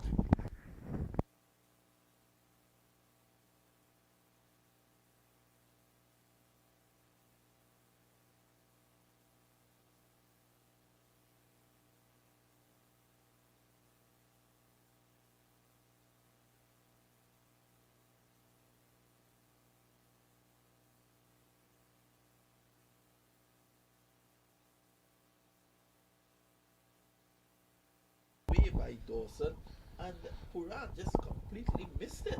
He ran in too far. Holder is livid, and rightfully so. That was really a poor effort there by Nicholas Pooran. It's going to be Sheldon Cottrell now. Pooran has had a horrid time in the outfield. It's going to be Jordan to face. He's at 90, doing another good job here for England. They're 153 for 6. And with 2 overs to go, that could lead to some problems for the West Indies. They could get up to around 170. Here's Cottrell. He's in outside the off, some wide signal by the umpire. He's looking to hide the ball here, Sheldon Cottrell. He's not looking to put it in range where Chris Jordan would be able to put it away. And in the end, bowling a wide. Bowling 2 overs for 14 runs. He's continuing to bowl well, Sheldon Cottrell. Hasn't picked up a wicket though. Here's Cottrell again up to the wicket now and bowls, and that's closer to Jordan. He cracks it down the ground, and 1 bounce, and Holder overruns it. So they're going to go back for 2, and that is not what they want. You want to keep Jordan off strike. 156 for 6. This is the 19th over in progress. You can see Holder very disappointed in his effort there. He's a man that prides himself on excellence. And the West Indies team, they've looked totally different in the field today as compared to yesterday. And that's the issue with them, consistency. Here's Cottrell, he's in now on balls. This is slashed away by Jordan. Down to backward point, they take 1, they're going to come back for 2. And that is exactly what they get. It's 158 now for 6. That throw from Pooran there can tell me a lot. Tells me that he's angry with himself with his performance today in the field. And the West Indies seamers slower ball percentage in the first T20 is 9%. Today, 33%. Well, they've learned quickly. And on this track, it's a much better track for batting than one we saw yesterday. So they've learned that taking pace off the ball has its merit and value. Here he is now, bowls. That's a full toss that takes the inside edge for the umpteenth time and goes down to the fine leg boundary for 4. We have seen that over and over and over today. Yes, that one angling away from Chris Jordan, and he was looking to play it on the onside, taking the inside edge of the bat, passing away from that off stump and going down to the fine leg fence for 4. Welcome boundary though. 180 is on the cards here at the moment. As we look at Cottrell, not a happy man. He needs to mix it up here. He's just bowling seam up that's not what's required at this point in time. Yes, Cottrell, he's up to the wicket now. Bowes outside the off stump. This is a super shot that goes down the ground and into the hands of a Holder. He just didn't get enough on it, and the Holder takes the catch. It's 162 for 7. That could be the difference between 180 and 170 or so, as he drove imperiously down the ground. With a little luck, that would have gone for 6. Holder takes the catch, and a good knock again. His 28 yesterday came in no time. His 27 today comes in no time as well. And Chris Jordan leaves the arena at 162 for the loss of 7. Adil Rashid, who stood with him yesterday in getting 19, or 22, sorry, he comes in. Yes, good breakthrough there for Sheldon Cottrell and the West Indians, halting the progress of Chris Jordan and the Englishmen. They were on the rise in this period, but all Chris Jordan could have done was met the human Bajan cricket lamppost down there at long off Jason Holder. Human Bajan cricket lamppost. I would love to see that on a jersey. Here is Cottrell. He bowls Rashid, who swings and misses. It's true to hope. There is no run. So Cottrell just getting the wicket of Jordan. Holder using the reverse cup. Do you use that in Rio Claro when you're playing cricket?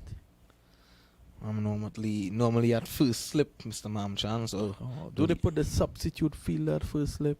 This is now striking the pads of Rashid. They go for a leg by. It's the end of over number 19, 163 for 7. 1 over to go. Let's hear your prediction. Well, I said 150 earlier. It's way over that now. I was not surprised. You and local weather forecasters, you all come from the same class. But from here now, I'd say 170. Well, let's wait and see as the fans continue to have a good time. Really big support there for the West Indies today after their victory yesterday. Holder 1 for 17 in 3 overs. It's going to be Adil Rashid. No slouch with the bat. Holder will be looking to end strongly. He has been absolutely brilliant. 4 for 7 yesterday. 1 for 17 today. And I keep thinking that he should have been given another over earlier up to see if he could have gotten that breakthrough. Here is Holder. He's in now. Bowser Rashid. That's a slow delivery. Hiked away down to long on for 1. Skipper Pollard is there. And it's 164 for 7. Well, Rashid would want to take some pattern from Imran Tahir, leg spinner as well, who made 52 of 19 deliveries in the Legend Series. Well, I've seen Imran Tahir at the bat, and he's totally hopeless. One wonders about the bowling attack in the Legend Series. Here is Holder. He goes past the umpire now. Another slow delivery. Pulled away by Dawson, and he's out caught. Jason Holder, stand up. That's his second wicket. The West Indies have taken another one. It has now fallen, and Liam Dawson goes for 4. Yes, Holder continuing to do yeoman service for the West Indies team in his home ground, the Kensington Oval. And Dawson would have thought that he missed out there. That one was on the line of the leg stump. That could have went anywhere. But he found the fielder in Fabian Allen, who's not going to drop those. Allen definitely is not going to drop those. And Sakid Mahmood is now going to come in now. Yesterday, Mahmood didn't stay around for too long. And with 4 deliveries to go, he's going to go all hell for leather.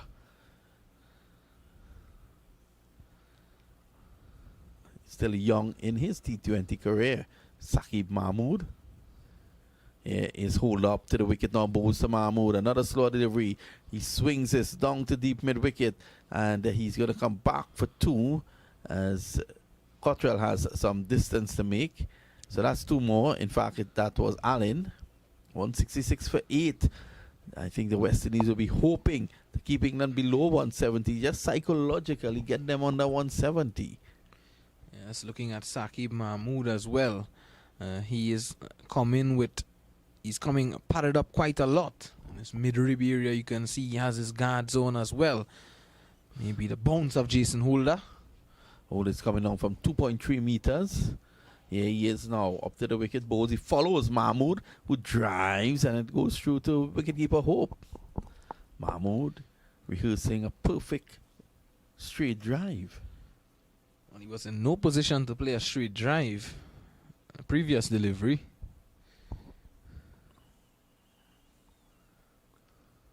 So 2 deliveries to go. Let's see how Mahmood faces up to Holder. He's up to the wicket now. Bowls him. Another slow delivery. Mahmood hoiks this away, and it goes into the boundary for 4. Short delivery on that occasion there by Holder, and Mahmood ensures that England gets up to 170. They are 170 for 8, which is a good score here for the West Indies to chase down. Yes, well, seeing the way in which this wicket is playing at the moment, you would think that it's an excellent score. And Holder bowling that one from the back of the arm. The error was that it was too short. He would have been better served, looking to go full and wide and get the tail ender to search for the ball. Mahmood just swinging it away. Lusty blow. The run rate at the moment 8.57. Holder 2 for 24. He has done well again for the West Indies. Yesterday had his return his career best figures of 4 for 7. This man has really been a great all-rounder for the West Indies. Jason Holder. Here's Mahmood. Just 1 delivery to go. Let's see what he can make of it. England faring much better today. Here is Holder is into him, and that's the back of a length. He pushes it on the offside. They take a single, and that's that. It's 171 for the loss of 8 wickets. England batting first here against the West Indies in the second Betway T20 International. Skipper Kieron Pollard he cuts a forlorn figure.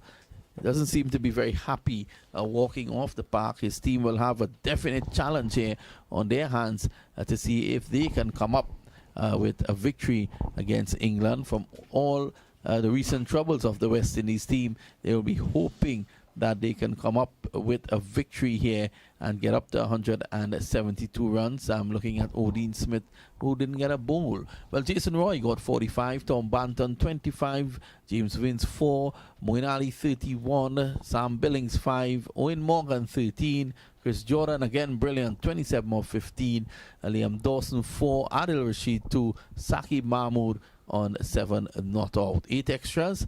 And after 20 overs, England 171 for 8. No need for Reece Topley to come in and bat today. And the bowling figures: Sheldon Cottrell 3 overs, 1 for 23. Jason Holder 4 overs, 2 for 25. To me, the pick of the bowlers. Akil Hussain 3 overs, 1 for 15. Absolutely wonderful again. Fabian Allen 4 overs, 2 for 50. Went for 24 in its final over. Kieron Pollard did a good job. 4 overs, 1 for 32. And Romario Shepherd, its inexperienced tool today. 2 overs, 1 for 26. So that's the situation here as we leave you from Kensington Oval at the end of the West Indies innings. We're going to take a short break. Should be back within the next 10 to 15 minutes as we continue our coverage of the Betway T20 International Series.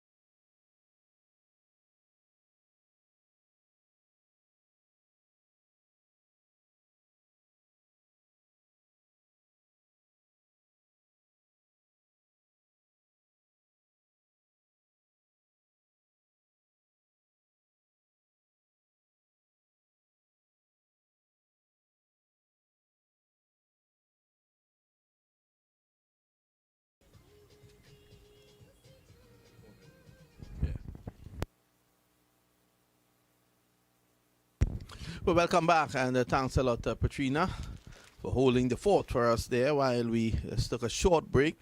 And it's going to be Reece Topley opening the bowling for England. Remember, they're chasing the West Indies 172 to go 2-0 up in this series. At this point in time, it's going to be King and Hope. Brandon King and Shea Hope opening the batting for the regional team. And they're just waiting to get going. How you see this now, Visham? Well, I see it as a different approach required from the West Indian batsman as compared to yesterday. Here is Topley with the first delivery, a left arm seamer down the leg side, and a lovely take by Sam Billings. Signal wide by the umpire, and the West Indies, they're off and running. He's diving away to his left there, Sam Billings. Reece Topley, not the start that he would have liked. He would want to be on the money early here. A start much like Sheldon Cottrell earlier in the first innings. So it's going to be the lanky Topley to continue. Okay, Hope just taking his time. It's 2 without loss here at the moment. Here he is now, both. So Hope flicks this away down backward of square. They take a single. Let's wait on the umpire. It's a leg by. So 3 without loss, all 3 extras thus far. Yes, and that's something we've seen from the West Indians yesterday, looking to get these singles. And when you're chasing a total like this, you don't want to solely depend on the aggressive shots or the big shots. You want to have a mix and a balance of singles, doubles, as the case may be, and the aggressive strokes. Yes, Topley's in now. That's a good delivery. Right up in the back row. He's out like before. The umpire has upheld the appeal, and Brandon King has been given out leg before in the very first over of the innings. The West Indies, they have lost a wicket, and are they going to review? Seems as if Brandon King has reviewed. Yes, he had reviewed it immediately there, Brandon King. Well, we wait to see. Pitching in line, I think it may well miss the leg stump. It was swinging into him. Pitch just slightly outside the leg stump, or probably just on leg stump. And there is no bat involved. So it's all down to ball tracker. Let's see the ball tracking device. Well, it's pitching, and it's umpire's call. Just shaving the leg stump, and he has to go. So, umpire's call. The West Indies, they have lost their first wicket. The score is 3-1. And Brandon King, after a half century yesterday, he goes without scoring leg before to Topley. An excellent start for the English, and Reece Topley coming in for his first game since 2016 for the English, making an immediate breakthrough, an inroad here into the West Indies batting lineup. Thought he was a bit fortunate though, because that could have gone anywhere and anyhow. Nicholas Pooran is the man coming in now, and he is going to bat at number 3. West Indies losing an early wicket, chasing a good total of 172, and immediately they will have to repair that dismissal. You mentioned Brandon King being unlucky. Had that been given not out, the decision would have been upheld if it had been reviewed by England. So it would have been a different case. Yeah, this is why I said he was unlucky. So at the moment, it's going to be Nicholas Pooran. 44 innings for the West Indies. Let's have a look at that again. It was definitely swinging down the leg side. It struck him in line just outside the leg stump, and it castled him. It is showing that the wickets, it would have disturbed the wickets, but it was umpire's call at the end of the day, and we stopped these strikes. Here he is now to Pooran. Slow delivery, drives, beaten outside the off stump, and there is no run. Umpire Nigel Dogood would consider himself lucky, and Pooran, now it's a different situation for him as compared to yesterday, where they were in a comfortable position. He did not have much to do but just partner with Brandon King and support him. Now he has a lot on his plate here. So it's going to be the lanky Topley. He's not pacey by any means, but he comes from that very tall trajectory. And of course, the angles that the left-hander would produce. Outside the off stump, allowed to go by. It's the Puran just trying to find his range here, just to get in. He needs to control that temperament that he has and look to set the West Indies back on track. Yes. He wanted to be positive early on, Nicholas Puran. He didn't have the best of times with the bat prior to yesterday's game. He is now. He taps at the crease and waits on Topley. He's up to the wicket, both same. Outside the off stump, shaping away. He allows it to go by. Topley's getting some nice lift and carry through to Sam Billings. And you'd say that Topley a like-for-like replacement with Timal Mills and the arm that they bowl with. But in the way that he bowls very different to Timal Mills. He's not as pacey and he tends to use a bit more variation than Timal Mills as well.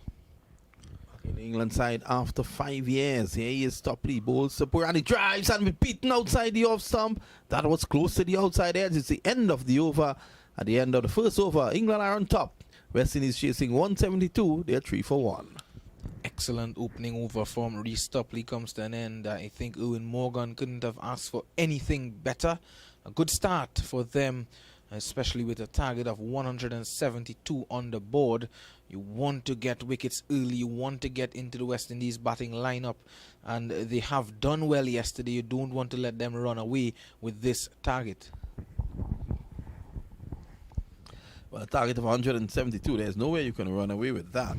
And the West Indies losing that early wicket of the informed Brandon King. Batted well in Pakistan, and now got a half century in the first game. Let's see what Saqib Mahmood will produce. He has taken 7 wickets in 11 matches, a best of 3 for 33, and an economy rate of 10.19.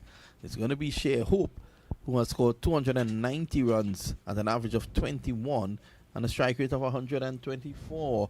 He drives through the offside. A lovely bit of fielding there by Morgan.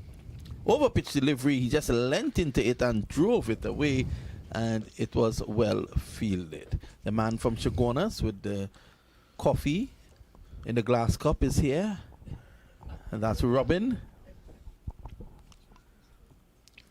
I'm told that he gets that, he brings that every single day. Must be a tremendous balancing act to hold that without spilling it from Chaguanas. Here is Mahmood. He's in now to Hope, and that cuts him in half. A brilliant delivery. It came back. It struck him on the tie pad, and a wonderful delivery there. It was pretty quick as well from Mahmood. Yes, yesterday you can see that Mahmood is quite pacey and he skids it on, especially with the dew on the wicket now. He's gonna do that, Saqib Mahmood. He looks for pace. He's a raw pace kind of bowler, and Hope could have been in some trouble there, cutting him in half. There's Mahmood again. He runs in now, arms pumping up to the wicket, bowls, and this is struck down the ground. A brilliant shot indeed. It's going to go very close to the boundary, and they should get back for 2, and they do, as Chris Jordan gives chase, just looking to hit straight down the ground and using the pace on that occasion. The score goes on to 5 for 1. Some extra bounce there from Saqib Mahmood. A good shot though by Shea Hope, but not making contact as he would like to get it to the boundary. Chris Jordan was giving chase. Shea Hope has been in exceptional white ball form in the past, and he's been praised for that. The West Indies would need some more of that in this game. Here is Mahmood in again to Hope. Hope clips this away down to short mid wicket. There is no run. So delivery there down the leg side, and good work there by Shea Hope. Well played. So a good little over here from Saqib Mahmood, despite conceding 2 runs in his third delivery. 3-dot deliveries bowled. Mahmood operating from the southern end, from the Tony Koja Media Center end. It turns just above the Betway mark, and he runs in. Very aggressive approach to the crease. He's up there now on bowls, and this is struck down the ground. In fact, an attempt to hit it down the ground. It beats the outside edge and goes through to the wicket keeper. So target is 172, 5 for 1 in over number 2. Yes, that one flying through to wickets keeper Sam Billings. in a flash there. And the West Indies, not the start that they would have wanted in a chase of 172. Mahmood has been pacey in this over. He is again. I like his approach to the crease. He's up there now. Bowls the Hope. Hope is back. Plays it on the onside. That's the end of a very good over there from Saqib Mahmood. After 2 overs, the West Indies are 5 for 1. Remember, the target is 172. We take a short break. We'll be right back.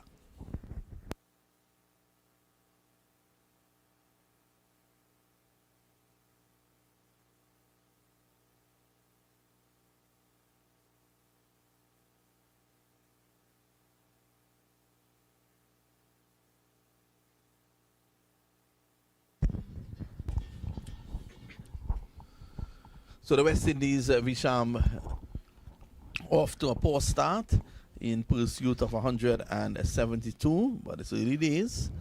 This is the second T20 after the West Indies won the first one by 9 wickets yesterday. The third will be played on Wednesday right here at Kensington Oval. The fourth on Saturday, and they round off the series on Sunday. All matches at Kensington Oval in Barbados. It's going to be Reece Topley to continue.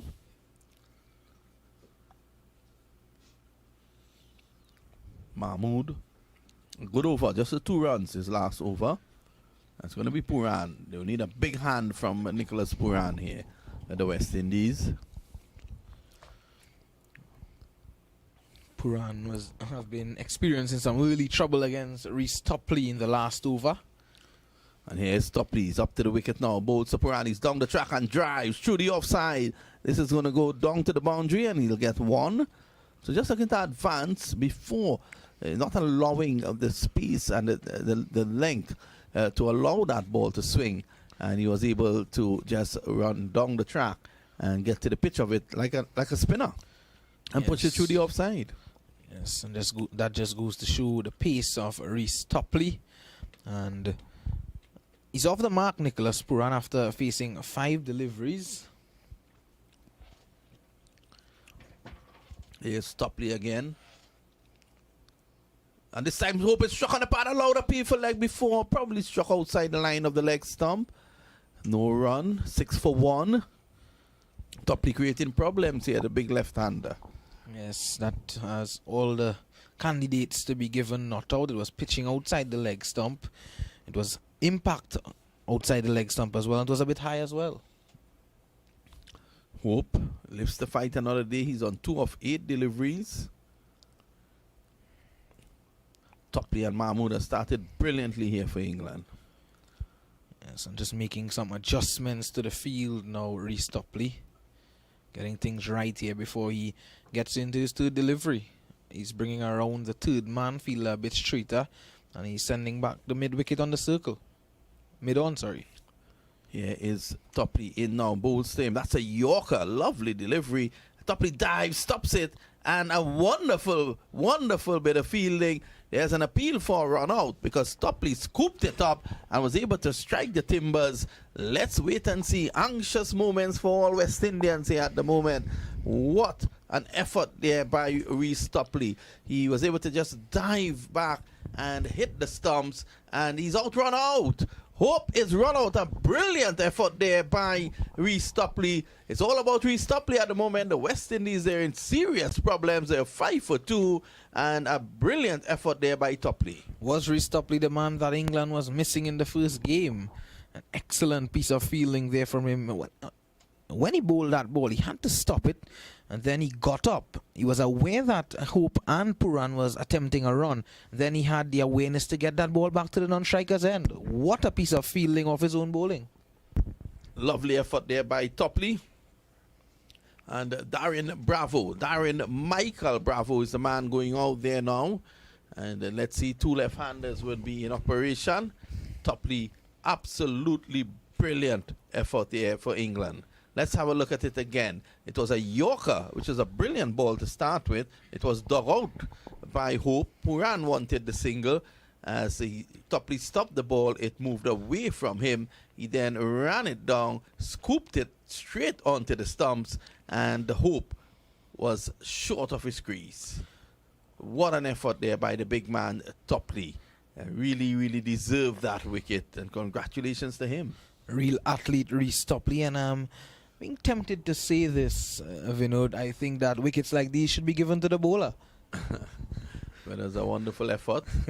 Darren Bravo, 21 innings, 379 runs at an average of 21, a strike rate of 108. And you'll want to improve on that strike rate. Here is Topley now to Puran. He's up to the wicket, he bowls, and Puran drives. There's a check drive down to mid-off, and there is no run. It's 172 the target now required. The West Indies have found themselves in an early hole. They're 6 for 2. What the West Indies was lacking earlier was consistency. And immediately we can see a disciplined bowling from Reece Topley and Saqib Mahmood, something that the English would want. Well, England, they're a #1 at the moment. So this is why they're showing that a #1 team will come back hard at you after defeat. And after being humbled yesterday, they're back here.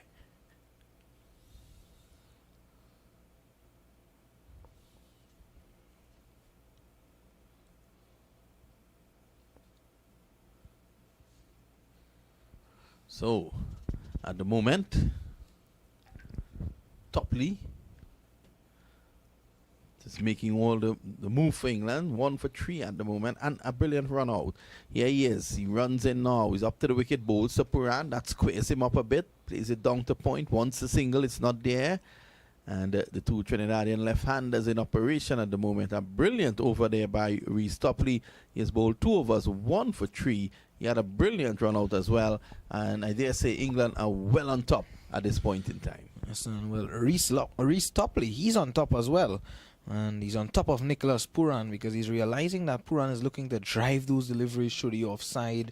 He's an expansive player through the offside, Nicholas Puran. And Reece Topley is noticing that, and what he's doing is just he's bowling in that area of uncertainty. He's bowling a bit wider though, and he's tempting Nicholas Puran, and thus far Puran has not been able to negotiate those deliveries. So Brandon King back in the pavilion. LBW Topley without scoring. Shea Hope run out for 2. Darren Bravo is in there at the moment. He's yet to face, and Puran has faced 8 deliveries for his 1. The target, remember, is 172. Darren Bravo looking to resurrect his international career. Skipper Kyron Pollard, you see there, he's already padded up.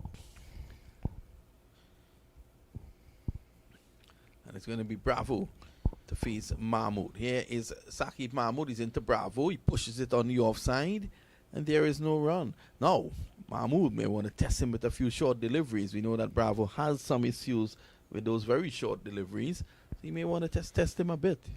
Yes, definitely so. And umpire Joel Wilson warning Saqib Mahmood. He seems to be running in the danger zone. Yeah, his follow through is taking him into that zone, that red zone, so to speak. Turns from the far end and rushes in. Here he is, Saqib Mahmood, up to the wicket now. Bowls, and Bravo drives. He's out, just out of the reach of the field at backward point, down to the boundary for 4. For a moment there, I thought that would have gone straight to the fielder. Well, it went straight to Adil Rashid down there at wide third man. And Bravo looking to take Mahmood downtown. He likes space on the ball, Darren Bravo. Miss-hitting it though. West Indies 7 for 2. This is the 4th over. In case you're now joining us, they're chasing 172 to win this second Betway T20 International. Take something very special from this point onwards. Puran taps at the crease and waits on Mahmood as he runs in now. Up to the wicket, bowls to Puran. Puran pulls, and that's a bit too close to him for that. He hits it hard onto the pitch, right back to Mahmood, and there is no run. Well, these 2 wickets really setting things back for the West Indians. They are on the back foot at the moment. They are not making good use of the power play. Already 21 balls, bowled just 7 runs. So the fans just having an evening in the beach, the artificial beach that has been set up to the eastern side of this ground. as Mahmood leans forward again and runs in.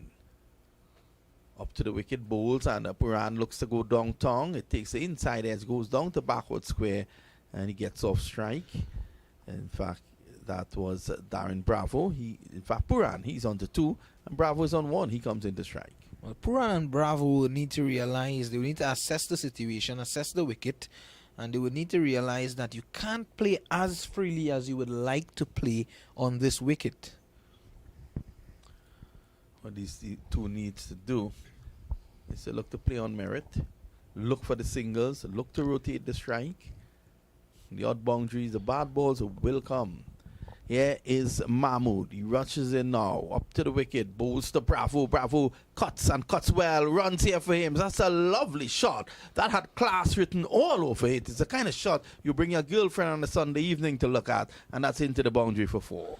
Yes, Darren Bravo hanging on the back foot there, waiting on that delivery from Saqib Mahmood, using the pace of it and guiding it nicely forward of point for 4. Oh, that had class written all over it. He's a classy batsman, Darren Bravo. And when he's in full flow, he's quite a picture to look at.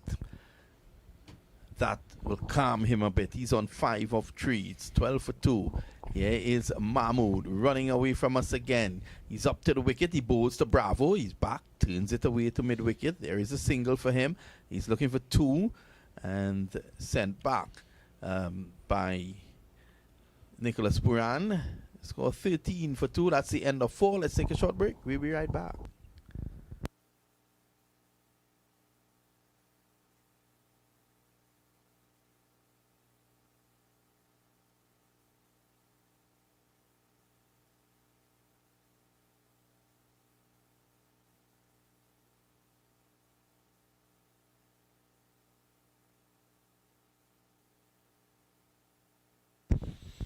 Well, that shot will definitely give West Indian fans hope. It was a brilliant shot, though.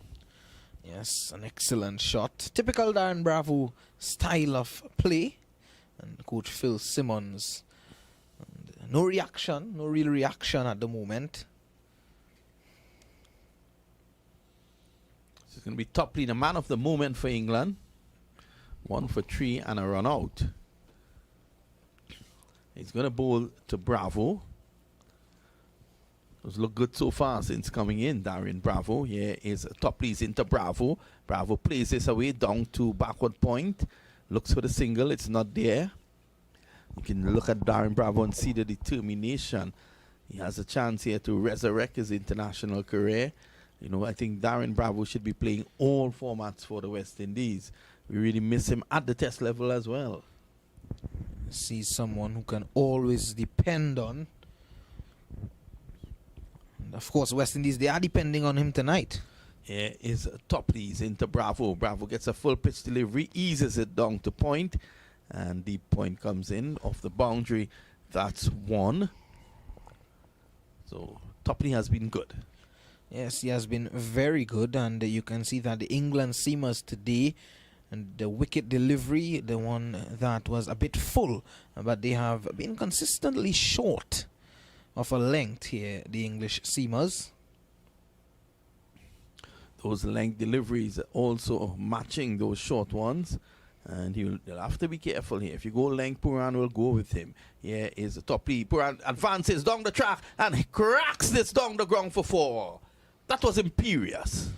That could have taken a head out there. You can see Darren Bravo on the floor. Well, it nearly took out Darren Bravo. He's looking at Puran. He's not very happy, is he? He would be happy with the result, though. That nearly took Bravo out. And Bravo lost his bat. He was down for the count.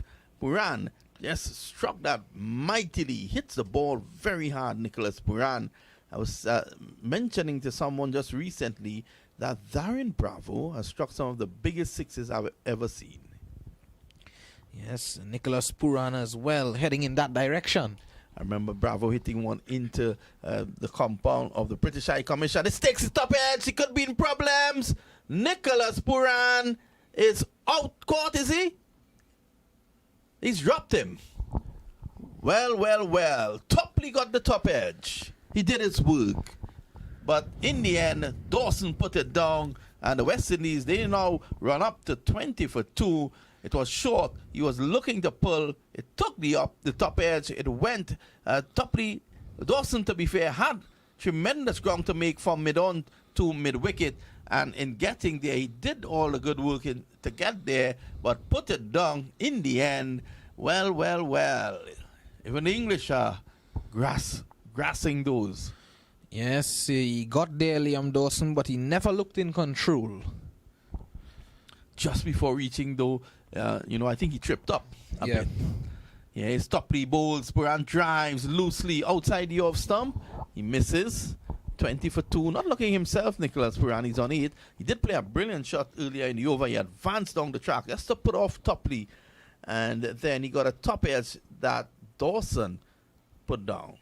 Yes, well, Puran dropped a catch earlier in the first innings. This time he has been dropped there by Liam Dawson, so he has a life.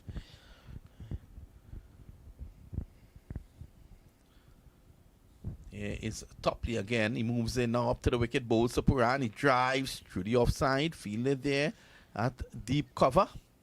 And there is no run. Timing it too well. And at the end of 5, we take a short break with the score. West Indies 20 for 2, chasing 172.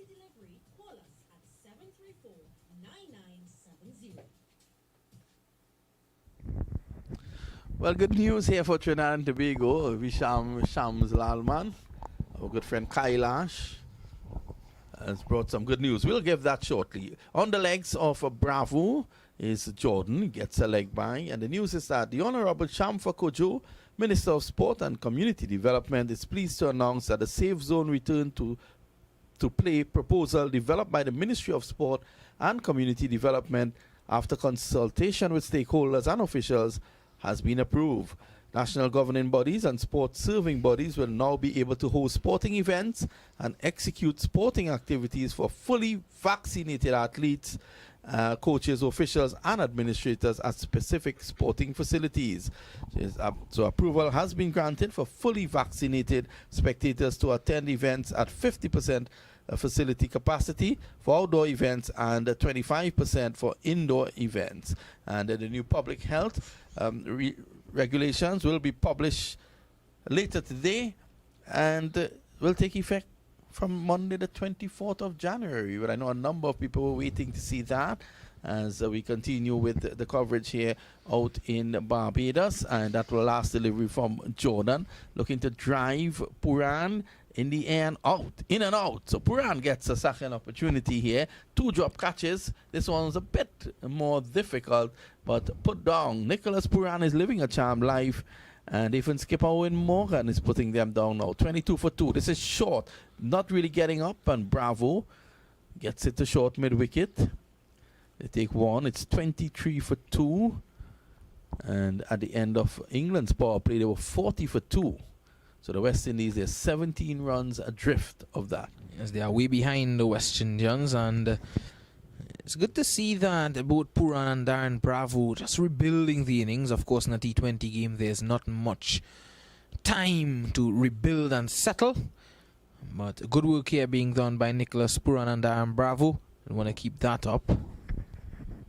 Yeah, he is now. A delivery right on spot. Puran looks for a single. It's not there. Good bowling by Jordan. And the score remains 23 for 2. It's not the power play that Coach Phil Simmons and Captain Kyron Pollard would have anticipated. At the moment, the required run rate for the West Indians, 10.40. Chris Jordan continuing where the opening bowlers left off, just conceding some 3 runs in his 4 deliveries bowled. So he's bowling a tight line and length here, Chris Jordan. He's not giving anything away to the West Indian batsmen.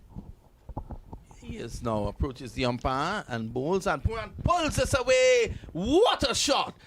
That is out of Kensington Oval. The fans are on their feet. I think it's on its way to Trinidad and Tobago. That's a massive hit by Nicholas Puran. 29 for 2. That's some connection there from Nicholas Puran. It sat up in the wicket. And Chris Jordan, I was just rating him for the way he has been bowling. And what a shot there from Nicholas Puran, putting that one into the stands. A welcome maximum for the men in maroon. A length delivery, and he dealt with it.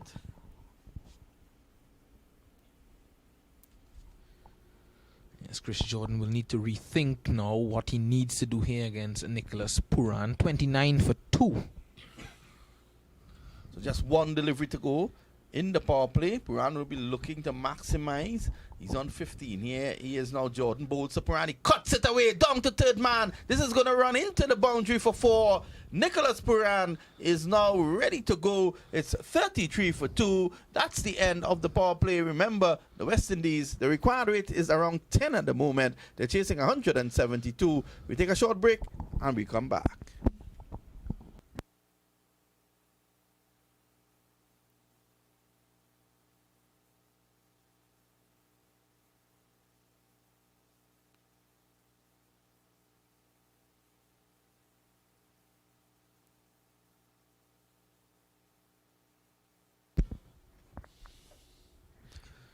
Well, we're back here. Puran 19 not out of 18 deliveries. Darren Bravo is on 9. The West Indies, they require 139 of 84 balls. So they've lost 2 early wickets. There's some sort of recovery here. The last over going for 13 runs. And this is going to be an important passage of play with Adil Rashid. Darren Bravo is out there. He's one of the best players of spin bowling in the Caribbean. So that could work in the West Indies' favor.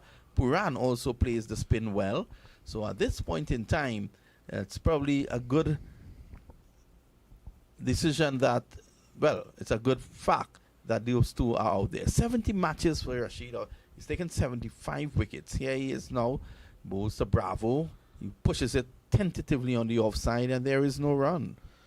Al Rashid, he has a lot of variation in his armory. He normally delivers on the front of his hand at times. And it's quite noticeable, and Darren Bravo would be aware of that. He's a tricky customer, Adil Rashid.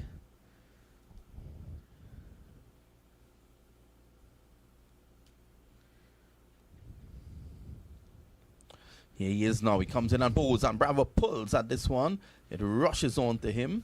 So that's just one. Bravo goes out now to 10. It scores 34 for 2. I think what the West Indies will want to do here is to stay in the game. Keep it to just around 10, under 10, slightly under 10, and look to eat up the overs and get it down to 3-4 overs with 10 needed and over and wickets in hand. That's the plan here. Here is Rashid. Tosses the ball from hand to hand, and he's bowling to Darren Bravo. Puran, comes in, bowls to Puran. That's short. Puran cuts, runs here for him through the offside. They take one. The fact it goes into the boundary now for 4. It was short. He got the width, and of course he was able to crash it through the offside. Puran goes to 23 now, and the score 38 for 2. And that ball deserves that punishment, and that it got. And what I am liking myself here when I'm seeing from Nicholas Puran is that he is putting away the bad deliveries when it's presented, and he's respecting the good ones that is presented by the bowlers. Well, we spoke of his temperament and looking to curb aggression. This time he's short, pulls it away.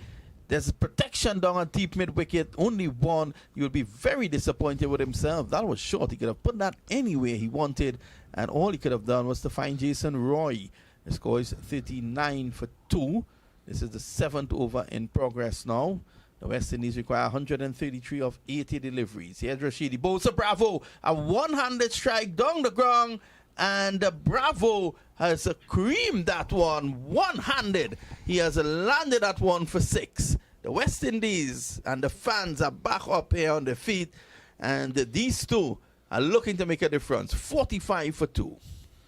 Well, I won't consider this something that he should be proud of, though, Darren Bravo, but Of late, this has been a signature of Darren Bravo. His bottom hand tends to come off the bat when he's hitting these maximums.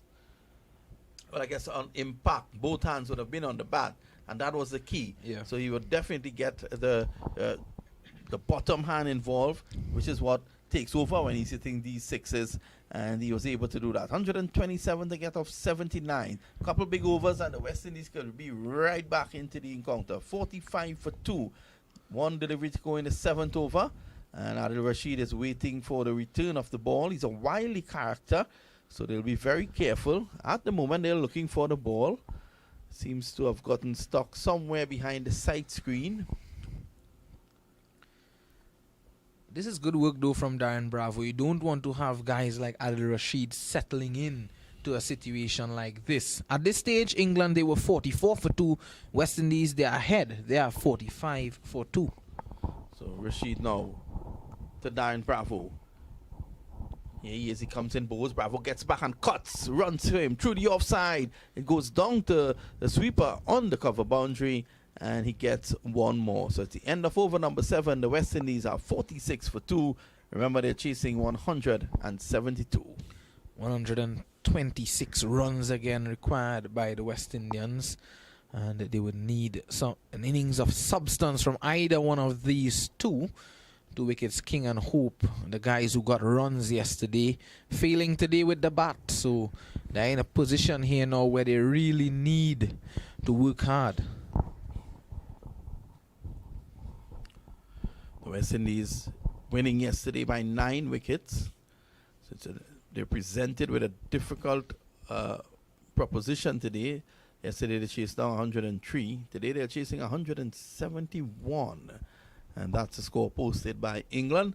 The fans are really getting into it now. The drums are out and they're getting into it.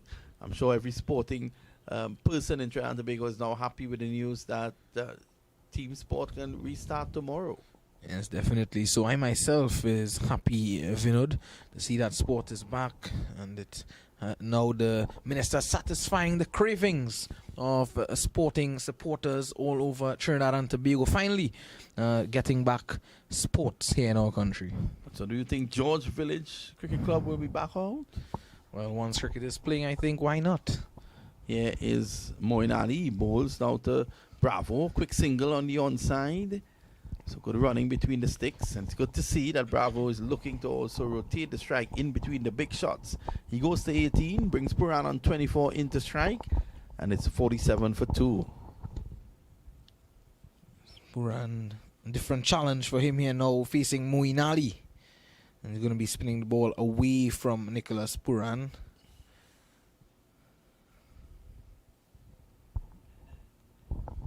Here's Moin Ali. Around the wicket to bowl to Puran. Puran is forward. Plays it nicely on the offside. There is no run. Just taking a look at Moin Ali. Ali is served England well. Just recently retiring from Test cricket. Here's Ali around the wicket. He comes in, bowls, and this time Puran is back and pulses for 6. In fact, it is on court, is he? Yes. A great effort there on the boundary's edge as he ran in. I thought that would have gone out of the ground. But what a catch. And guess who? Is it Topley? James Vince. Vince. Well, Vince has made up for his dismissal, his cheap dismissal.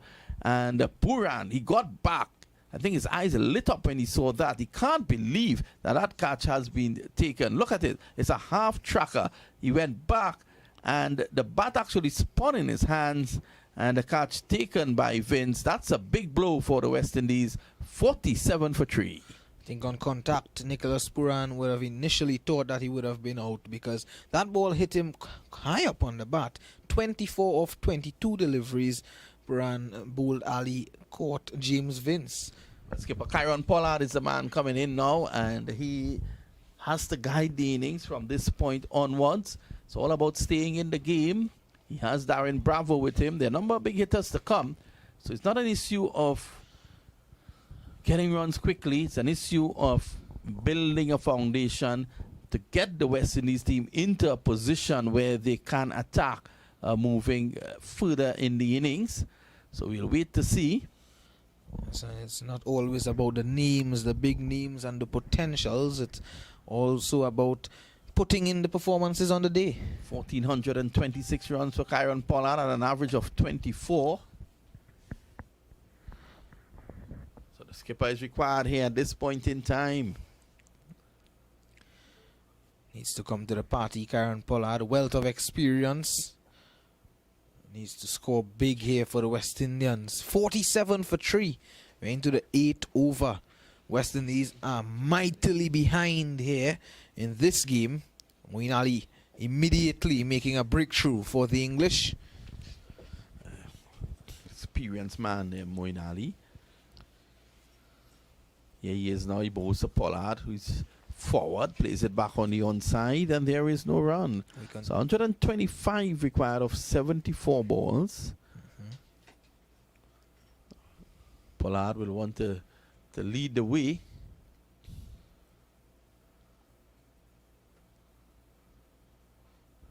This is worked away. Runs here now. The skipper is off the mark. He's off and running. And that takes a score to 48 for 3.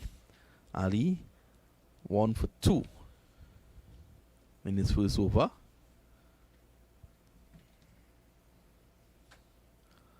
Bravo is there on 18. He has looked good since coming in, Darren Bravo. He's looked positive. He's looked for the single, looking to rotate the strike. Here is Moeen Ali. Comes in around the wicket, bowls to Bravo. Bravo pushes it on the offside, gets a quick single. Well, Bravo and Pollard will have a great understanding. They're great runners between the sticks. And Pollard, of course, would have played a lot of cricket with Darren Bravo at Queen's Park. It's the end of the over, the end of 8. We take a short break. The score is 49 for 3.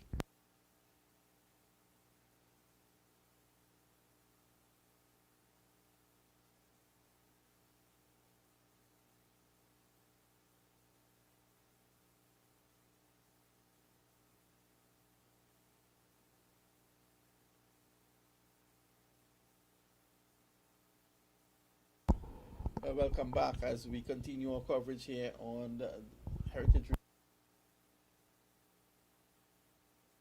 region on the various networks. West Indies against England, second T20 live at Kensington Oval. Rashid, who got 13 in his first over, comes in on bowls to Bravo outside the off stump. It's cut away by Darren Bravo. There's protection down there on the cover boundary, and he gets 1. So Bravo goes on to 20. Pollard is on 1. The two Trinbago Knight Riders players out there now fighting for the West Indies. And Bravo there, after he hit that shot, that cut shot, he thought that he missed out. You can see him immediately punching his bat in disgust. And he thought that he should have put that one away for 4. Kyron Pollard taking this unique mark that he normally takes by hammering the bail into the ground in 2 different positions. And he's going to wait for Adil Rashid. 50 for 3, the West Indies 50, coming up in the 9th over. And these two will just be looking to keep the West Indies in the game. Just keep them in the game, look to whittle down the overs, and keep wickets in hand. They've lost 3. Owen Morgan, the England skipper, making his changes. Morgan started his international career at Ireland. This is a shorter delivery that Pollard goes back just to be careful. Looking to play it away on the onside. There is no run. What an experienced T20 campaigner Pollard is. Yes, he's played all over the globe, Kyron Pollard. And he's back in the IPL this year again for the Mumbai Indians. Pollard would have made great friends in Mumbai. He has been with that franchise forever. Has never played for a different franchise in the IPL. Has always played for the Mumbai Indians. This time he struck on the pad a lot of people like before. Not out, says the umpire. Let's see if England reviews. Rashid is saying to review. And Morgan goes upstairs. Well, we wait to see. 50 for 3. The umpire said not out. Pollard has a concerned look on his face. The West Indies at this point require 122. Here's the delivery. Pitch just outside the off stump, on and about The only thing I could save Kyron Pollard there is whether he got an inside edge or did it pitch just outside the off stump. Did Pollard get an edge? No edge. So it's down to ball tracking. Let's wait and see. Was Pollard struck outside the off stump? Will it be umpire's call? We wait and see. This time he struck in line, pitching in line, and he is out. So Kyron Pollard, leg before to Adil Rashid. Another nail is driven into the West Indian coffin. Umpire Nigel Duguid will have to overturn his decision, and off goes Kyron Pollard. The West Indies 50 for 4. Big wicket in the circumstances of this game, and on seeing that on first play there, Vinod, I thought that was plumber and a plumber fixing a pipe. Well, plumber and a plumber fixing a pipe. It depends on the plumber. Kyron Pollard walks off for 1. It's 122 to win, 69 deliveries to go. And at this point in time, England definitely on top. It's not all over yet for the West Indies, but it will take a tremendous effort to come back from here. I think Jason Holder may well be the best option to come out now from the dugout. We wait and see. Say good evening to Frank. The serious man loves his cricket. Yes, it's Jason Holder, 225 runs at an average of 17. The Sunrisers Hyderabad player, of course, also plays for the Barbados Tridents. And Pollard there, that one kept a bit low. There was Pollard coming onto the front foot, looking to flick it away. It kept a bit low, and it struck him on the back foot, and he was out. Adil Rashid has struck for England. What a blow. And the English are well and truly on top. Here's Rashid. He bowls to Holder. He's forward and drives nicely down to long on for 1. So Holder goes on now to 1, and it's 51 for 4. Holder, having done all the work with the ball yesterday for the West Indians and into today as well, he's called upon to do something different, this time with the bat. Well, when he was West Indies captain, I always called him Captain Fantastic. Let's see if he can still be fantastic. He has done it with the ball. 4 wickets yesterday, 2 today. And he will be looking to do something with the bat. This is Rashid. He bowls to Bravo. Stifle appeal. Probably struck outside the line of the off stump. Goes down to short third man, and there is no run. Good comeback by Rashid after going for 13 in his first over. Yes, definitely picking up that crucial wicket of Kyron Pollard, and that appeal there, that stifled appeal from Adil Rashid, that's definitely not out. Yes, Rashid, he comes in now, bowls to Bravo on his legs. He clips it away through the vacant mid-wicket region and gets a single. So Bravo goes on now to 21. It's the end of over number 9, and at the end of 9, score 52 for 4.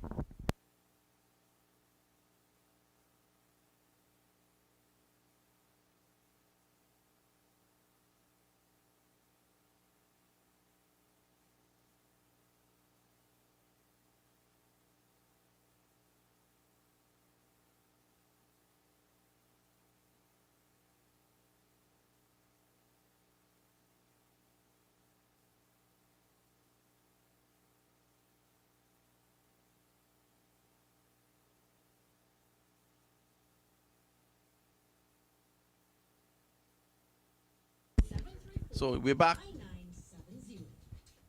And here is Rashid, pushed away on the offside by Bravo. He gets 1 more. Holder comes in to strike now. The ICC T20 rankings are out. And Hasaranga is the top bowler. Wanindu Hasaranga from Sri Lanka. His rating is 797 points. Tabriz Shamsi second. Adam Zampa third. The all spinner. Adil Rashid is fourth. Rashid Khan fifth. They're all spinners. Before you reach Josh Hazelwood at number 6. So it's going to be Moeen Ali to continue. Good friends with Adil Rashid.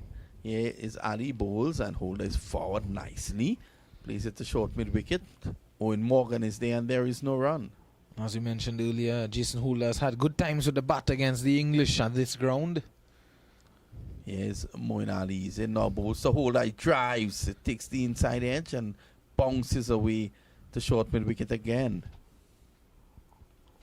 Some spin on offer there for Moeen Ali.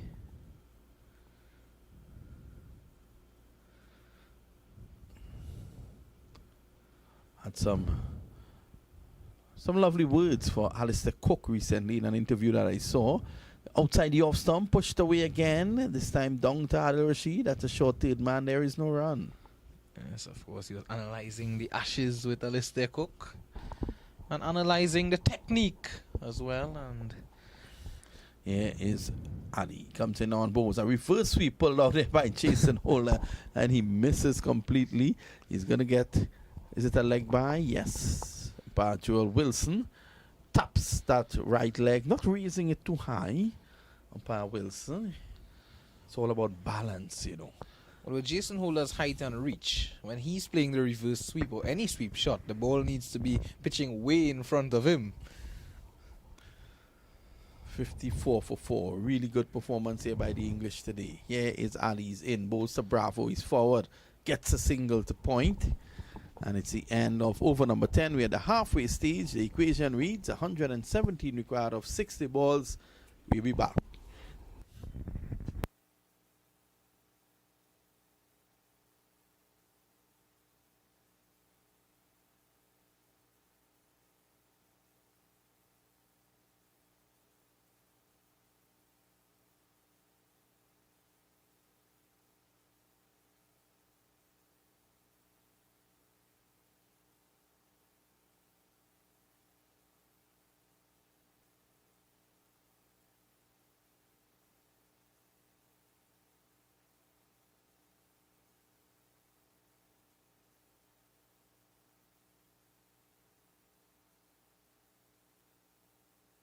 So the West Indies in a spot of butter, so to speak.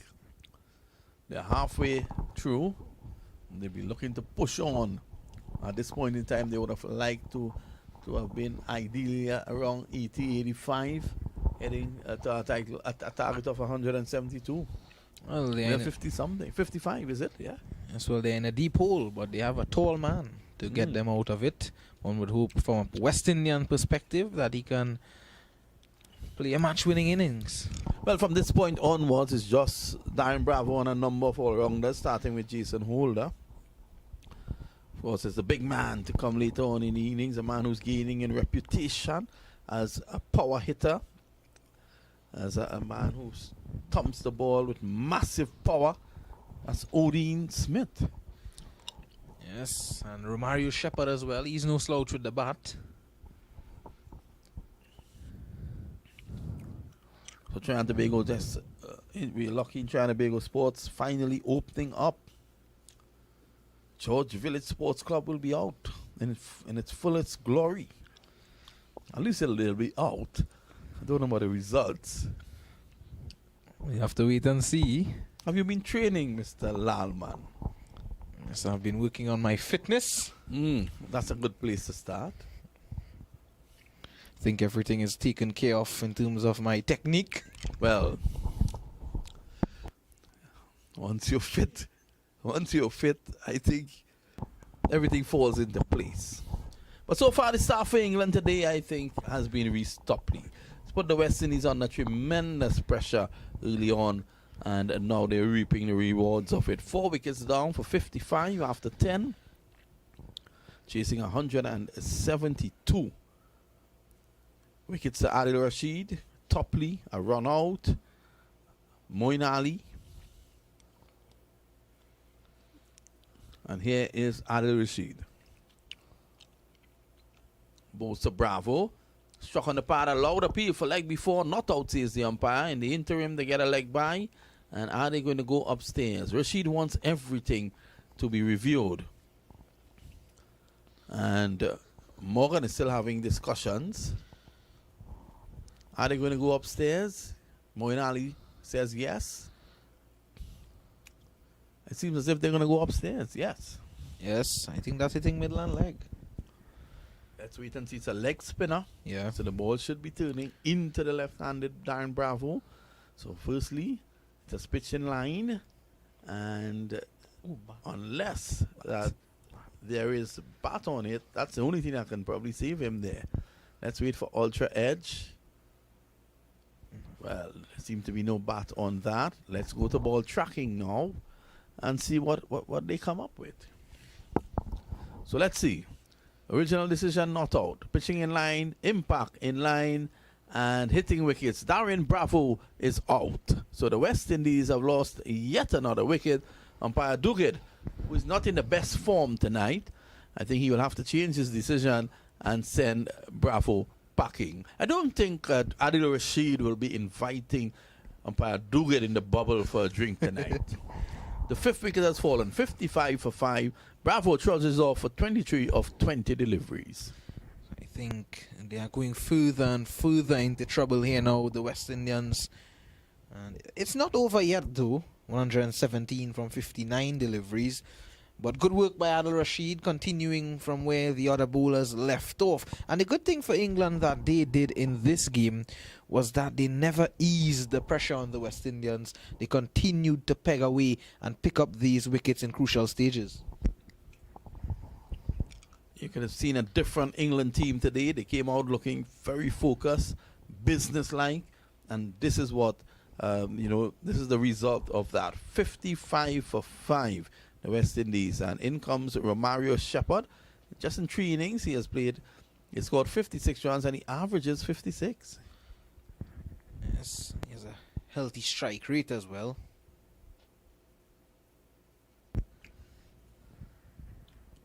So Adil Rashid couldn't believe that wasn't given out. It was reviewed, and Bravo playing around the front pad, he sent packing. The West Indies are really in problems here. Here is Rashid, bowls, and Holder gets the edge, coming forward. And Shepherd, it goes down to third man, and they're going to come back for 2, is it? Yes, let's wait for the umpire. Did that miss everything? Umpire too good.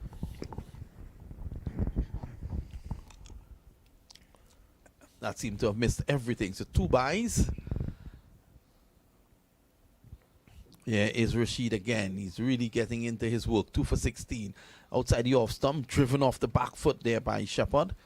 And there is no run. 115 to get off 57 balls.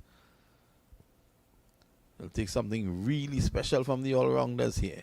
Here is Adil Rashid again. He comes in, he bowls to Shepherd. He drives, misses outside the off stump. Just looping and hanging that. And fighting the shot. Classical leg spinner's delivery there from Adil Rashid. And quick hands from the wicketkeeper Sam Billings. Here's Rashid in again, bowls off the back foot, struck on the tie pad. It ricochets from the tie pad straight to Moeen Ali at first slip, and there is no run. At this point in time, young Shepherd is looking all at sea. Holder calls him down for a quick chat. Yes, he didn't seem to read that googly there from Adil Rashid. Here's Rashid again. He comes in over the wicket, bowls. He's forward. Bat and pat close together. A lovely over there from Adil Rashid. 2 for 16 after 3. Considering he had none for 13 after 1. What a comeback. The last 2 overs, he took 2 wickets and conceded just 3 runs. The West Indies continue to slide here. They're under severe pressure. Yes, an amazing effort from the English spinners, both Moeen Ali and Adil Rashid backing up Reece Topley at the start. We are yet to see Saqib Mahmood and Chris Jordan. It seems as though they are in hiding and has been masked by excellent bowling from the spinners. I think they're going to go the way of the spinners here now. Yeah. And Moeen has done well as Adil Rashid. He might just want to hold back Rashid for 1 more and keep Moeen Ali going. Pollard wears a very worried look. Holder, the king of Kensington, is there. Here's Rashid. He bowls the Holder. He's down the track. Hits it back to him. And Holder is out. Caught and bowled by Moeen Ali. As simple as that. The big right-hander advanced down the track. He struck it with power. Look at it. But straight to Ali. He could have taken out umpire. The umpire on that occasion, but Ali just stuck his hand out and took the catch. So Holder goes to 1. The West Indies are 57 for 6. Holder was in awe of that take there from Moeen Ali. It was flying, but what I saw there from Jason Holder, he left the crease very early before Moeen Ali released that delivery. So Moeen Ali had enough time to adjust when he saw him coming. In the end, a wicket for the English. Well, he was able to drag it down, so to speak, and the Holder still went through with a shot. Could have taken the head off umpire Joel Wilson, but Moeen Ali saved the day. And he seems to be saving the day for England. The West Indies are 57 for 6. This is going to be a handsome victory, it seems, for England. Here's Odin Smith. 4 matches, 42 runs. He's going to play the only way he knows. It's going to be interesting. I think we could be in for a treat tonight. If not a West Indian victory, something a bit fancy from Odin Smith. Yeah, I think he's going to play. He's going to continue to advertise his wares with the World Cup coming up. This is part of that preparation. So they're all smiles out there. Ali's enjoying his work. 2 for 5. He's in his 3rd over. Here he is. He bowls a spin at the very first ball. He swings him for 6. Odin Smith, take a bow. I knew that was coming there, Vinod. Well flighted there by Moeen Ali and taken downtown by Odin Smith. What an attractive shot. He was down the track. And that goes under the coconut tree, the lone coconut tree at Kensington Oval. 63 for 6. He's not going to muck around. He has a big reputation already, and he's just started his international career. He says he models himself after Andre Russell. Well, Moeen Ali is looking confused. How did that just happen? Odin Smith, you beauty. First delivery, he has the fans on their feet. The West Indies are in serious trouble, but he's playing his cricket. Yeah, he is. Now, he's going again with him. He's going to get one down to wide-ish long on. Smith is on 7. He's not going to die wondering. and that one extracting some spin there, Moeen Ali. And a bit fuller as well, so Smith could not have gotten under it. And he has to settle for a single. So it's going to be Shepherd, who's going to try to bring some calm to the situation. Here is Ali into Shepherd. He's back, pulls it away, down behind square. There's one for him. 65 for 6. The West Indies in over number 12. They require 107 from 50 balls. If Mr. Smith stays in there for a while, we could get some serious entertainment. Here is Ali. Bolster Smith is down the ground. Could this carry? And Smith is out. In and out.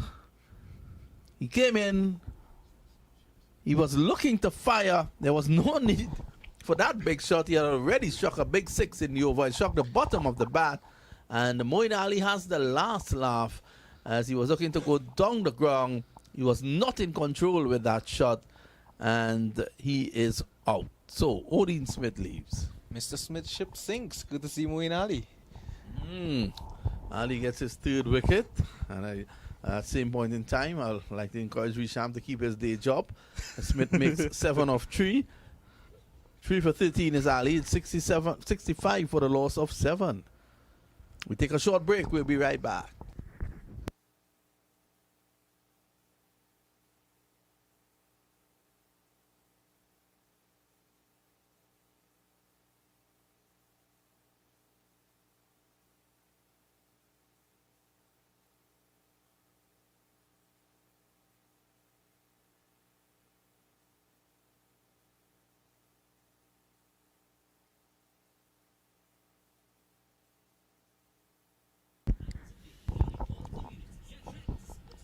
Well, another hurricane batsman is in there. You look at this lineup, and it's impressive. Smith now, Shepherd plays this one on the onside, and there is no run. At the end of 12, it's 65 for 7. I'm looking at this West Indies team. You have 4 all-rounders who are hurricane batsmen if they get going. Jason Holder, Romario Shepherd, Odin Smith, and now Fabian Allen. Mm-hmm. This team, to me, is much better than what you're seeing here.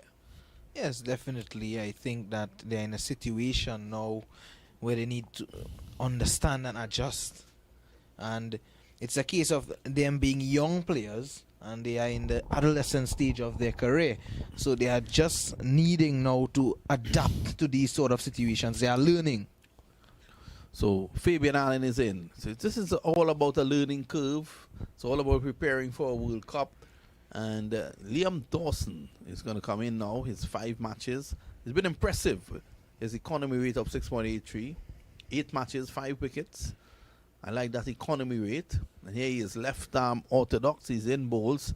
Allen is back. Plays it on the onside. And there is no run. Serious firepower in this West Indian ranks. Yes. But it's just not coming together today. Yes, I think this game is well and truly away from the West Indians. But Fabian Allen. So it's short. Allen is back and pulls it down behind square. He gets 1 and that's all he's going to get. Mahmood is in attendance down there. 66 for 7. I think the West Indies from this point will do well to get up to 100. Yes. Just about 7.4 overs remaining as well. Fabian Allen, of course, his talent with the bat is very exceptional. Yes, Dawson is into Shepherd, who punches this one down to long on, and it's over the ropes. That's 6 runs. Yes, A shorthand jab, such is the strength of the man. yes, that was tugged away by Romario Shepherd. He did not look in control though, but in the end, picking up a maximum. Strength of the man, very strong bottom hand coming into play there, and that's 6 just over the dugout. 72 for 7. Here's Dawson. He's in again, Tim, and he crashes it through the offside. Looks for a single. It's not there. Good work there by Owen Morgan, the captain, at cover point. 72 for 7. Dawson. Here he is, left arm around. He comes in on both. The Shepherd, who went across the stumps, looking to heave that on the onside. Didn't make contact. The West Indies require a further 100 of 43 balls. Makes no sense staying around. They might as well go for it, and I think this is what Shepherd is trying. Here's Dawson into Shepherd. He's going down the ground. That's a massive hit for 6 onto the roof of the Sir Gary Sobers Pavilion. What a huge hit. I spoke of the firepower with these all-rounders. In the arc this time there from Liam Dawson, and out of the park goes Romario Shepherd. The last delivery was a bit wide. This time he is angled it into Shepherd, and Shepherd taking full advantage. I like this young West Indian team that they've gathered here, and they may be struggling at this point in time in this particular match, but there's so much to work with. You were saying early on that Odin Smith has not been granted an NOC to go to the PSL. Tell me more. Yes, he has. Well, of course, Udin Smith has been picked up by Multan Sultans in the PSL.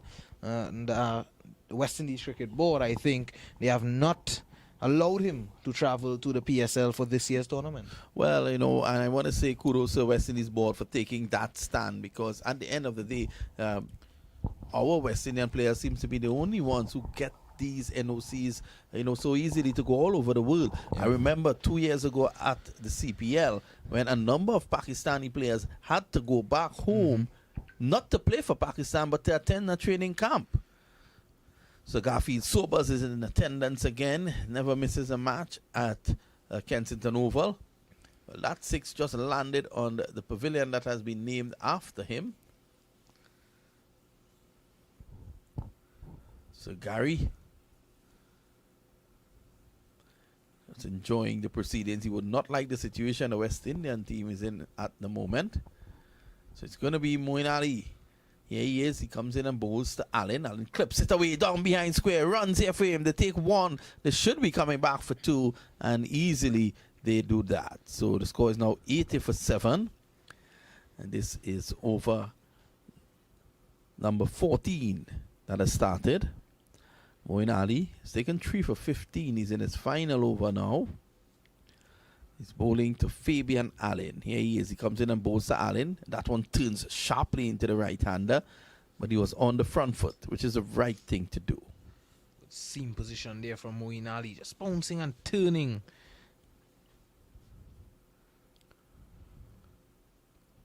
Allen, the Jamaican, waits again.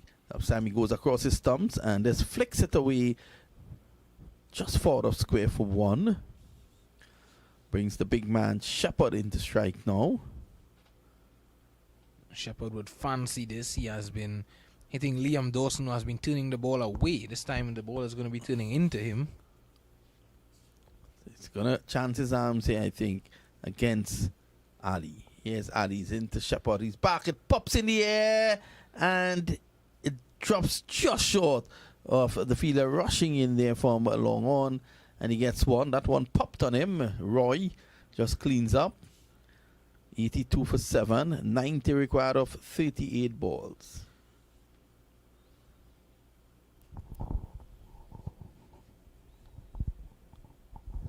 Yes, Ali comes in again and bowls him. This is swung away by Fabian Allen, and it goes for 6. Allen just pulling that one over mid-wicket. This is the strength of this West Indian team and these young all-rounders. They have the firepower, and I think the West Indian coaches and the technical guys, the think tank, they need to work out how best to utilize what they have at the back end of these T20 innings, because you have the players play reckless shots up front. There's no need for that. When you have this sort of firepower coming back, you need to build a foundation. That was not done today. It's 88 for 7. Yes, and speaking about damage that these guys can do, seemed as though they almost did some damage to the security officers. Yeah, the two ladies there, they had to take cover. Reminds me of one Shaquille John in Tobago when he took cover because a butterfly was passing close to him. A giant of a man at 7 feet. Here is a shorter delivery by Moeen. Has worked away down to mid-wicket. He gets 1. Score goes on to 89 for 7. Allen is 11 and Shepherd 14. I want to say again, good afternoon to all the cricketers from Rio Claro in Trinidad. They'll be very happy to know that sport has reopened. I don't know if the George Village Cricket Club will be happy or the teams that they have to play. I think the teams that they have to play will be even happier. Once again, good evening to my good friend Robin. Great DJ, excellent man. And he has tremendous balance. Came today all the way from Shogunas holding a cup of coffee with an open top. England 171 for 8. The West Indies after 14, 89 for 7. 83 to get of 36 balls, Visham Lalman. Well, the equation looks gettable, but with 7 wickets down, the West Indians, I don't think they're in a position that they can get these runs. Here is Rashid. He comes in and bowls to Allen, and that was a huge offer by Allen. I think the next time he makes an offer like that, he will buy a property. That one, he was looking to hit it downtown, 89 for 7. I think he's going to target Rashid here in his final over, the leg spinner. Here is Rashid. Comes in again and bowls to Allen. Allen is looking to go downtown, and this time that one crashes into his pad, bubbles away to a short third man. They get a single. The West Indians today struggling with Rashid and his variation. Here he is now. He comes in now and bowls, and this is struck down the ground by Shepherd. This is coming close to Port of Spain, and it drops over the ropes now for 6. Romario Shepherd is fighting back for the West Indies. This is the young brigade. This is the future on show, and they're not looking bad at all. Yes, it just goes to show that if the top order had given them a start of substance, could have been an easy effort in the end for guys like these. That was an almighty shot there from Romario Shepherd into an almighty stand, the Joel Garner stand. Yeah, well, that went into the second tier of the Joel Garner stand. And that would have had some of the fans docking there. Here is Rashid again. The leg spinner being roughed up here by Romario Shepherd. He comes in, bowls to Shepherd again. He swings this away down to goal corner. Vince comes along. He's able to stop it.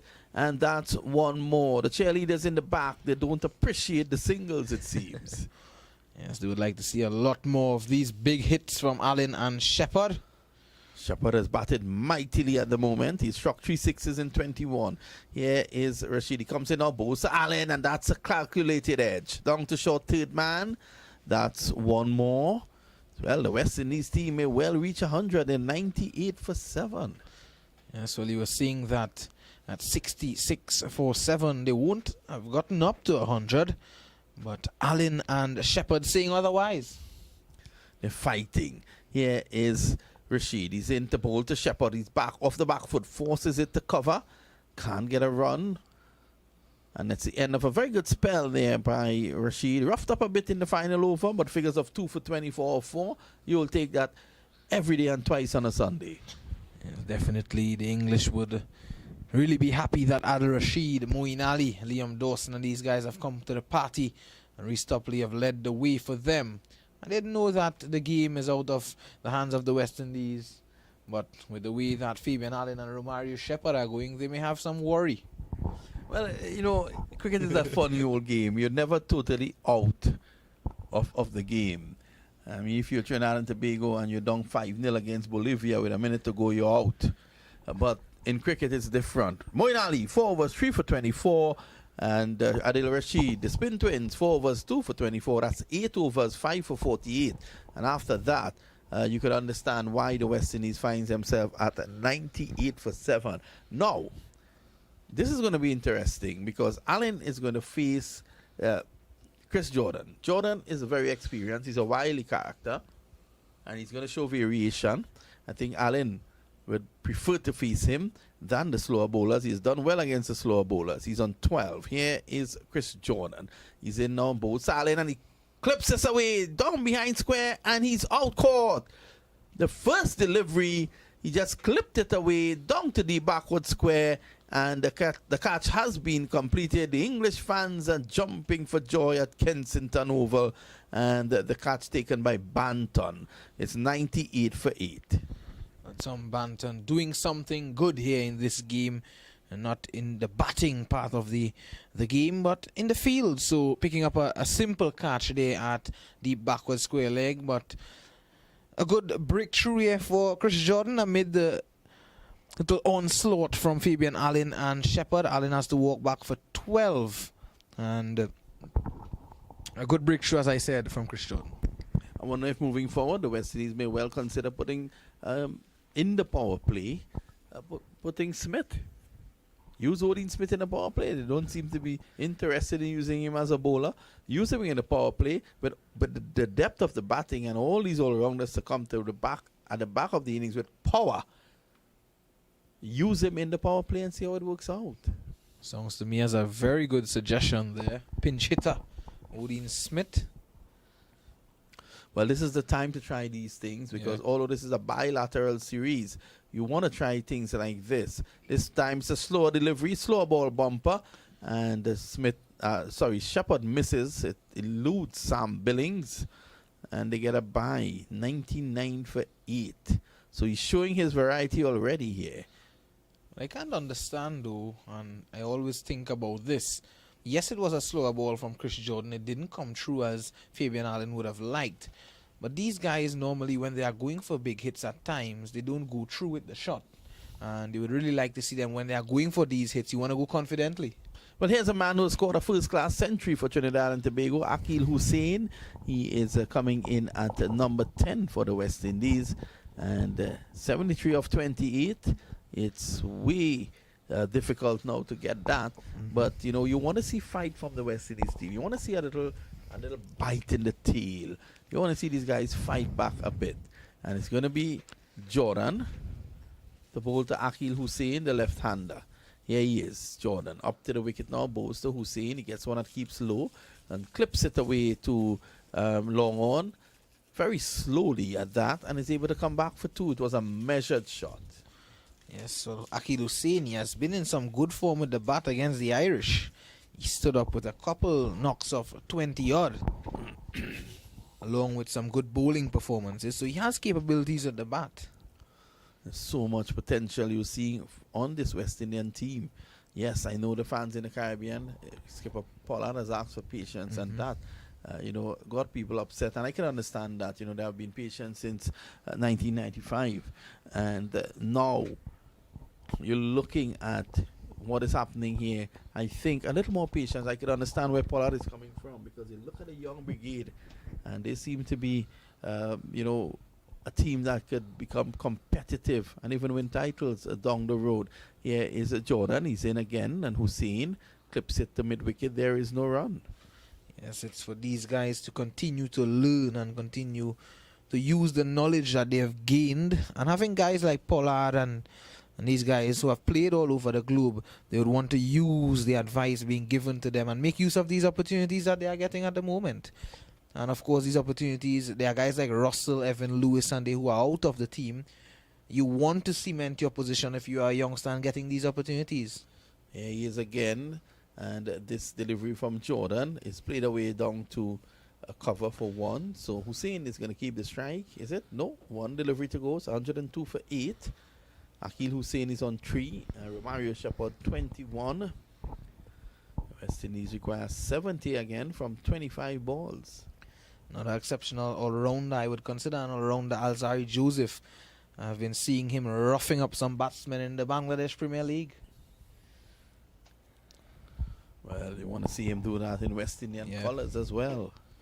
Not for the Barisal Bulls. Is that the team he's playing for? Yes. The Barisal Bulls. So it's going to be Shepherd, the man from Georgetown in Guyana. Sweating profusely under that helmet. It's humid here in Barbados. This time it's down the leg side, clipped away. He's going to get 1 down to a short fine leg. And that takes the score to 103 for 8. Leg by, signaled by umpire Joel Wilson. And with 4 overs to go, the West Indies are 103 for 8. We take a short break.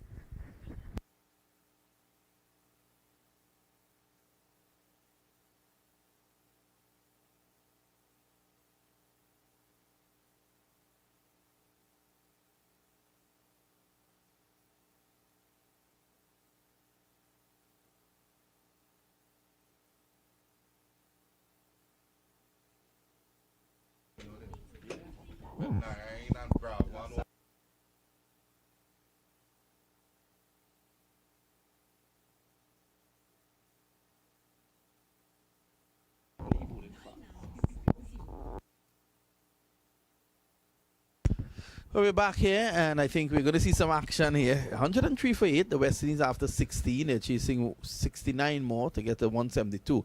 We're going to see Saqib Mahmood, who loves to put pace on the ball. He's going to bowl to Romario Shepherd, who loves pace on the ball at 21. Here he is. He comes in, bowls to Shepherd. He drives and misses outside the off stump. And then rehearses the proper shot, getting into the shot. And that goes through to the wicketkeeper. Shepherd is a strong man. Man from Guyana, the land of many waters. And he's in there with Akil Hussein, the man from the land of the steel pan and hummingbird. And the man just dismissed was Fabian Allen, the man from the land of wood and water, but not necessarily in that order. This time this is pulled away down to a wide-ish long leg, and he stays put. He refuses the single. I wonder if he thinks Shepherd that has something special, you think, Visham? Sorry? Well, I think that he may be thinking the same. He thinking that he has something special and he can bring home this game for the West Indies. If he does that, his stocks will immediately rise. They may make him the mayor of Georgetown.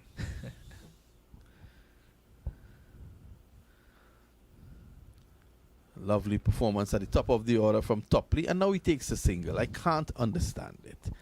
Hussein is a capable batsman who could have returned the strike to him. 22, Shepherd of 20 deliveries. Hussein has 3 of 3. It's 104 for 8. I think this game has gone beyond the West Indies, but it's not. What is of interest here is to see, how far they can take it. Is there a fight in the tail here? They at least want to bat out the 20 overs. And both Hussein and Romario Shepherd.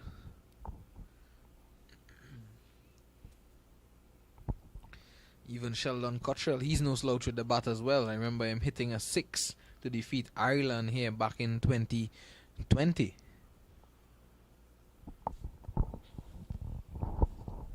Mahmood just making a couple of field changes, and he's bowling cross seam at the moment. Here he is. Runs away from us now. He bowls to Hussein, who drives down to third man for 4. He got back and he drove it down to backward point. And that's 4 runs. Important shot there from Akil Hussein. Yes, excellent shot there. He waited on that nicely. Pace on the ball, Saqib Mahmood, the man with all the pace in the English team. And Hussein cracking that away to the fence of 4. You can see Hussein pulling away as he approached, looking to make room to force through the offside, and he was able to get a tick part of the plank on that down to backward point for 4. It's 108 for 8. Yes, Saqib Mahmood in again. Bosa Hussein, he does the same thing and hits it down the ground as straight as an arrow. He's going to take 1 and they're going to come back for 2. This is good running, and that takes the score to 110 for 8. 1 delivery to go in over number 17. So Akil Hussein realizing that he won't be running to the danger end, and Shepherd was already on his way down. So excellent running there by Shepherd and Akil Hussein. Nice little partnership for the West Indians. Well, there were calls for for Hussein, Shepherd and Smith to go to the World Cup. Hussein ended up there and did well. Smith and Romario Shepherd didn't really get in. So there's an opportunity for these guys to get to the next World Cup, and they have numerous opportunities to do that. Yes, Mahmood around the wicket, bowls to Hussein. He rides this one down to third man for 1.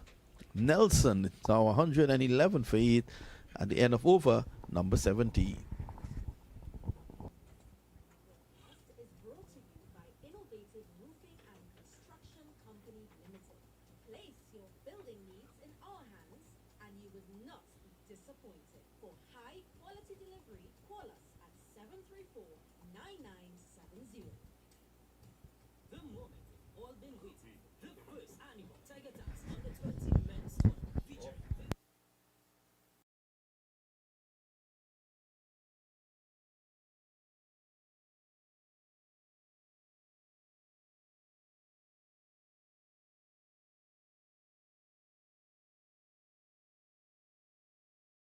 We are continuing our coverage on the Heritage Radio 101.7 FM and also for Cricket West Indies across the region. West Indies 111 for 7 with 3 overs to go. The target is 172, which means they require 61 runs. 111 for 8, so they require 61 of the next 3 overs. Here is a shot, a lovely shot by Hussein. What a shot for 6! Outside the off stump, pitched up, and he just leant into it and drove it for 6 runs. I said before, he's an accomplished batsman. It's 117 for 6. Look at that shot. Yes, he enjoyed that shot there, Akil Hussein. You can see him telling Romario Shepherd that he did. Pace on the ball there from Chris Jordan and taken over that extra cover field for 6. A wonderful shot. Bowled very well today for the West Indies. 3 overs, 1 for 15. I thought Pollard should have used them out. And now it's 117 for 8. 55 of 17. Is there a little worry creeping in now for the English? Just maybe. You can see them making some field changes here now. So it's going to be Jordan again. A huge over needed by the West Indies. Here he is. He bowls to Hussein. Hussein strikes this one and he is dropped. Dropped by Owen Morgan, who is at the edge of the circle. And that brings a single. It's 118 for 8. Hussein is on 17. Shepherd comes in. So 20 needed an over. We've had 2 deliveries in this over. And 7 runs scored. So can Romario Shepherd hit a few lusty blows here just to bring some anxious moments to the cricket? He's on 22. Hussein is on 17. And here is Chris Jordan. Bosemi swings this again. That short hand jab all the way for 6 runs. What a shot by Romario Shepherd, the man who's earmarked to become the mayor of Georgetown. And that goes to 124 for 8, the West Indies. He goes to 28. So we've seen 13 runs of 3 deliveries in this over. Are we about to see something special? Well, we'll have to wait and see. It's quite interesting, the situation that we have in front of us here. An excellent shot there from Romario Shepherd. That was all about bat speed. Yeah. Well, well, well. Jordan wears a wry smile on his face. 1 for 29. He's been roughed up in this over. 48 to get of 15 deliveries. And Jordan has the ball in his pocket. Seems to be wiping the ball there. Here he is now. Runs in again. Bows to Shepherd. He pulls us away. And that's another 6. A magnificent shot over mid-wicket into the party stands. And the West Indian hopefuls are starting to hope. 130 for 8. Look at them. They're in the stands. They're enjoying themselves. And even if the West Indies go down to defeat, I think the fans will take comfort knowing that the future is here. Yes, you can see the fright in the faces of the English fans as well, although they are enjoying themselves in the stands. But Romario Shepherd has the look of determination in his face. 19 runs in the over. 20 required and over. 2 deliveries to go. You will have to continue to go big. Take it down to the last over, and you'd never know what could happen. Jordan has been plastered around Kensington Oval. Here he is. He leans forward and runs in now. Bows to Shepherd. Shepherd drives square. Runs here for him. That's going to go for 4. A wonderful effort. Well, Topley took it up, fired it back, but I think that has gone for 4. They're going to review that. And let's see. It's 132 for 8 at the moment. 21 runs coming in this over. Yes, they're having a look at that. And Topley seems to have been in touch with the boundary rope and the ball. Come on, good old Reese. Yes, there he was in connection with the ball and the ropes, it seems. We wait to see. We're not in the best position. In fact, they said that he did a tremendous job. 40 to get off 13. Shepherd is on 36. He has brought this game to life now. He has brought the West Indies back in. Here is Jordan Bolsam, and that's wide outside the off stump. Signal wide by umpire Joe Wilson. 133 for 8. 17.5. Hussein is on 17 at the other end. And Shepherd is on 36. Jordan inquiring from the umpire as to whether that was really wide. And yes, it was. Just outside the guideline. Although the guideline, again, that's just a guide. It's all up to the umpire. If he wishes to signal a wide, if the ball hits the batsman, he's fully well in his power to do that. He may not look good, but he might do it. This is driven away for a single, deliberately looking to farm the strike. It's 134 after 18 overs. It's getting heated here at Kensington Oval. We take a break. We'll be right back. 38-2.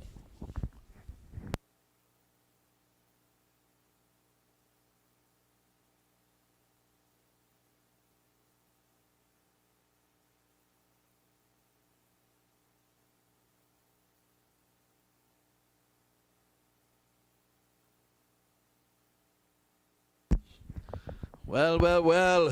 Romario Shepherd and Akil Hussein has brought the West Indies back to some sort of fight here. Hussein is on 17 of 8, Shepherd 37 of 24, 38 runs of 12 balls. I've seen equations like this solved. Could it happen this evening? Could Shaquille John go dancing in the streets of Rio Claro in South Trinidad? I think if this happens, the party will start in Georgetown and Kitty down in Guyana. It will then lead to Baxter's Road in the Bridgetown and down to Rio Claro in Trinidad. This is outside the off stump. Good delivery. Looking to drive was Shepherd. Fails to make connection.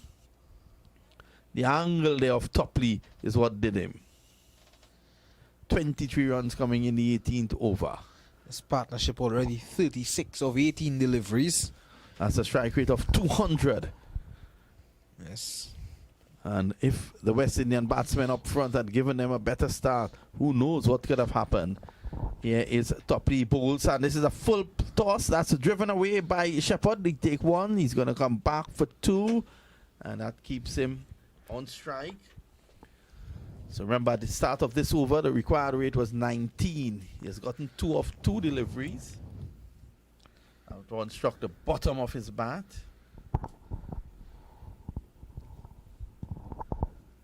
And the West Indian fans are still there at Kensington Oval. They haven't left. You never know what can happen here. Here's Topley bowls him, and it's swung away. He didn't get in hold of that. It goes one bounce. And he takes a single, one bounce to Roy. I think there's some issue with the bat. He's looking to change that now. So 3 of 3. Topley has been brilliant for England. That was the back of the arm, slower delivery. And he just didn't get hold of it. He's not comfortable with the bat he's using at the moment. He's on 40, Shepherd. Really trying hard, Romario Shepherd. He's been the last 2 partnerships for the West Indies. 33 between him and Allen. And 39 between himself and Akil Hussain. So that's 72 runs in itself. Well, it's a fight back here by the West Indies. And, fans want to see the West Indies team fight. They want to see that fight. They're not asking them to get up tomorrow morning and beat the world. But fight. Show pride in the region. Show pride for that crest that they're wearing. And this is what these youngsters are doing here at the moment. Hussain is on strike. The long leg comes up into the circle at a backward square. Here is Topley. He runs away from us now. He bowls to Hussain, beaten outside the off stump. Hussain just looking to guide it to third man, with third man being up as well. And they're missing out on that occasion. Trying to be a bit cheeky there, Akil Hussain. So a good over here by Topley, coming back nicely for England. I think it may well be out of the range now with just 8 balls to go with and 35 required. Unless Hussain can hit 2 big sixes and bring it down to around 23 in the final over. England will be nervous. The West Indies got 19 in the 2016 World Cup final against them of just 4 balls. It was Carlos Brathwaite. This time it's just driven square. He gets 1, brings Shepherd into strike, and 34 now required of 7 balls. Looks as though as this game is done and dusted here for the West Indians. But a good fight back. A good fight back by the tail. And these youngsters are showing that they're willing to fight and they're brave. They're not going to roll over. Definitely. And I made mention earlier, if these guys like Pollard and Darren Bravo and Shai Hope, if they had added some more runs to at the top, it could have been a different result for the West Indians. So a change of bat and a change of gloves for Romario Shepherd. He's on 40 now.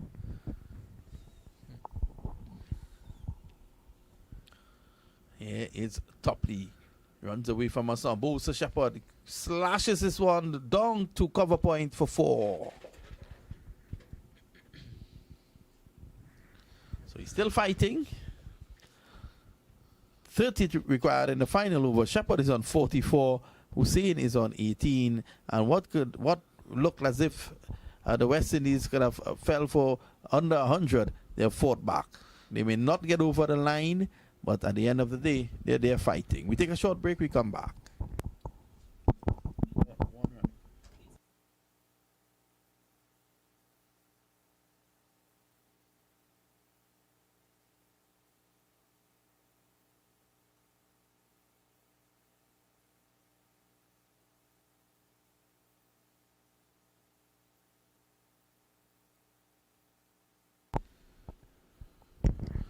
So Shepherd getting a 4 there. He goes to 44. The last ball of that over. A good over by Topley, and Topley has really done well for England here today. I think single-handedly he has been able to put the West Indies team under pressure. That's a batting unit, and struggle. It has been a struggle after his initial spell, and he's come back here and put it back nicely. Sajid Mahmood to bowl with 30 required in the last over. And the West Indies look as if they're going to go down here.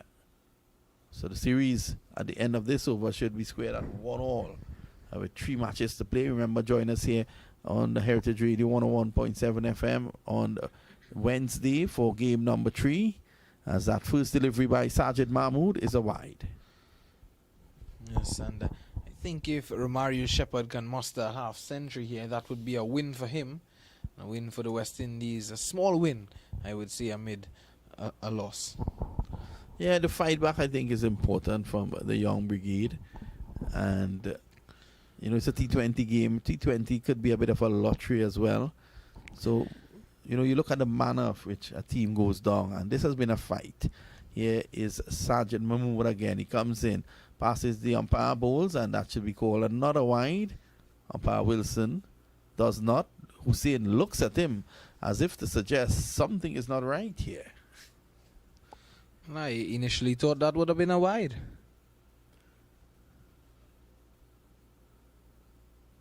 Well, that was definitely a wide. He threw everything, including the kitchen sink at that, and could not reach it. I think umpire Joel Wilson missed out on that one. Here's Sajid Mahmood again. He comes in now and bowls, and this is pulled away by Hussain. It's going to go into the boundary for 4. It splits the 2 fielders at long on and at Cow Corner, and that's a welcome boundary. The fans are still celebrating. 25 more to get of just 4 deliveries, and the West Indies, they will go down here to defeat, but not without a fight. Yes, the fans coming to the ground, and when they must have seen the West Indians in early trouble, they would have been a bit disappointed, but I'm sure that reaction would have changed and they would have been happy to see what they are seeing at the moment. Hussain goes to 22 of 12. Here is Sajid Mahmood. Both same, and this is down the ground. A great hit here by him. It's going to go into the boundary for another 4. And the West Indies, they have now reached 150. 151 for 8. Hussain goes on to 26 of 13. 21 required of 3 deliveries. Exciting passage of play, an exciting finish. And for the West Indians, it's not over yet. 3 balls to go. What a hit there from Hussain.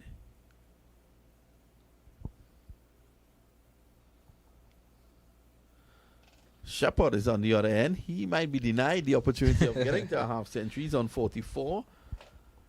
And if the West Indies had won over again, who knows what might have happened. Well, here is Mahmood. Comes in again and bowls outside the off stump. That should be signaled wide, and it is this time by umpire Wilson. 152 for 8. Akhil Hussain. What a hand he has played at number 10. 26 of 13. Shepherd 44 of 28. And the West Indies require 20 of 3 deliveries. yes, and Saqib Mahmood hiding the ball from Akhil Hussain. They're pushing it wider. Captain Owen Morgan would be telling him, you don't want to give this position away.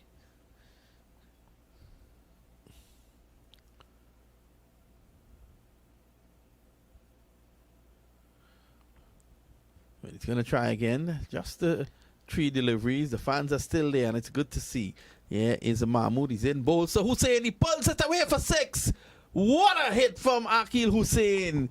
And the West Indies, they are now 158 for 8. And look at the fans how they are celebrating. Now, 14 required of 2. So, unless a wide is delivered, West Indies are mathematically out of this now at this point in time. But you never know. Cricket is a funny game. That one parried over for 6. Sajid Mahmood is being hammered here by Akhil Hussain. And I think Akhil Hussain may get a promotion in the batting order. He's on the 32 of 14. Saqib Mahmood getting a good old Caribbean beating by Akil Hussain. 14 required of 2 deliveries. What a talented cricketer this young man is. He has such a bright future in international cricket with the West Indies team. The man from Laventille in Trinidad is making everyone proud.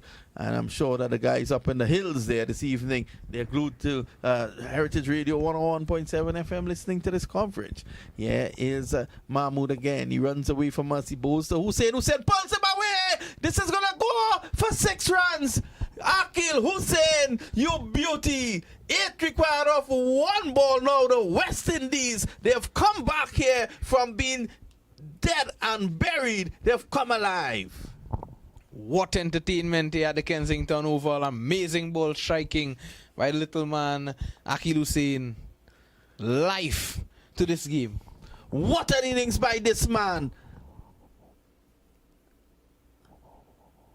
Well. We said that something special was in store. And I thought that although it's 8 of 1 ball, we have seen something special here this evening. Yes, definitely so. And of course, everyone in the Caribbean would be proud of these 2 individuals, Romario Shepherd and Akil Hussain, for what they've done here this afternoon. I think the Caribbean will applaud this. A good effort. A good effort by the youngsters. The final ball coming up. Here's Akil Hussain to face it. He's on 38 or 15 balls. Mahmood bowls to Hussain. He drives, and that's another 6. Akil Hussain has taken the West Indies 170 for 8. They've lost by 1 run. Amazing scenes here at Kensington Oval. He's down on all 4s. He can't believe it. It's heartbreaking. But you know what? This is a victory for the West Indies, in my opinion, because they were dead and buried. And Akil Hussain has produced a gem here at Kensington Oval. Stand up and be counted. England go away victors by just 1 run, but I think the West Indies would have won the hearts of the Caribbean. Yes, a victory is a victory nonetheless for the English. They would take that. But a dejected Akil Hussain as he struck that one all over that cover region for 6. And the West Indians, as you mentioned, would be proud of them and they would have wanted that victory. But just that 1 run, they were away from there. Vinod. It tells me the depth of this West Indian team. I love the look of this team because at the World Cup, the team looked disheveled. You look at it now. Look at the mix. Look at the youth. Akil Hussain shakes his head walking off. What about that wide earlier in the over? Had umpire Joel Wilson not erred with that wide in the over, this could have reached a super over. Umpire Wilson, don't take a bow. I don't think the West Indian fans would want to see Joel Wilson anywhere in the Caribbean. Yeah, that was, it should have been signal wide. And what an effort by the young man. He looks so dejected. But someone has to, tap him on the back and let him know that he has given the region hope as far as their cricket is concerned. What an innings from Akil Hussain. What an innings from Romario Shepherd. Even Geoffrey Archer, who is in the crowd there, appreciates that. And the West Indies, they lose by 1 run, but that could have gone anywhere. No one would have expected this when West Indies were tottering at 66 for 7. Yeah, 66 for 7, and the West Indies finishes at 170 for 8. Akil Hussain, 44 not out of 16 deliveries. Romario Shepherd, 44 not out of 28 deliveries. The West Indies, they lose by a run, but as I said, they are starting to look like a proper team. And that's it from us. It has been wonderful being in your company here on Heritage Radio 101.7 FM. We ask you again to join us, and I'm sure that you're going to join us on Wednesday afternoon at 4 p.m.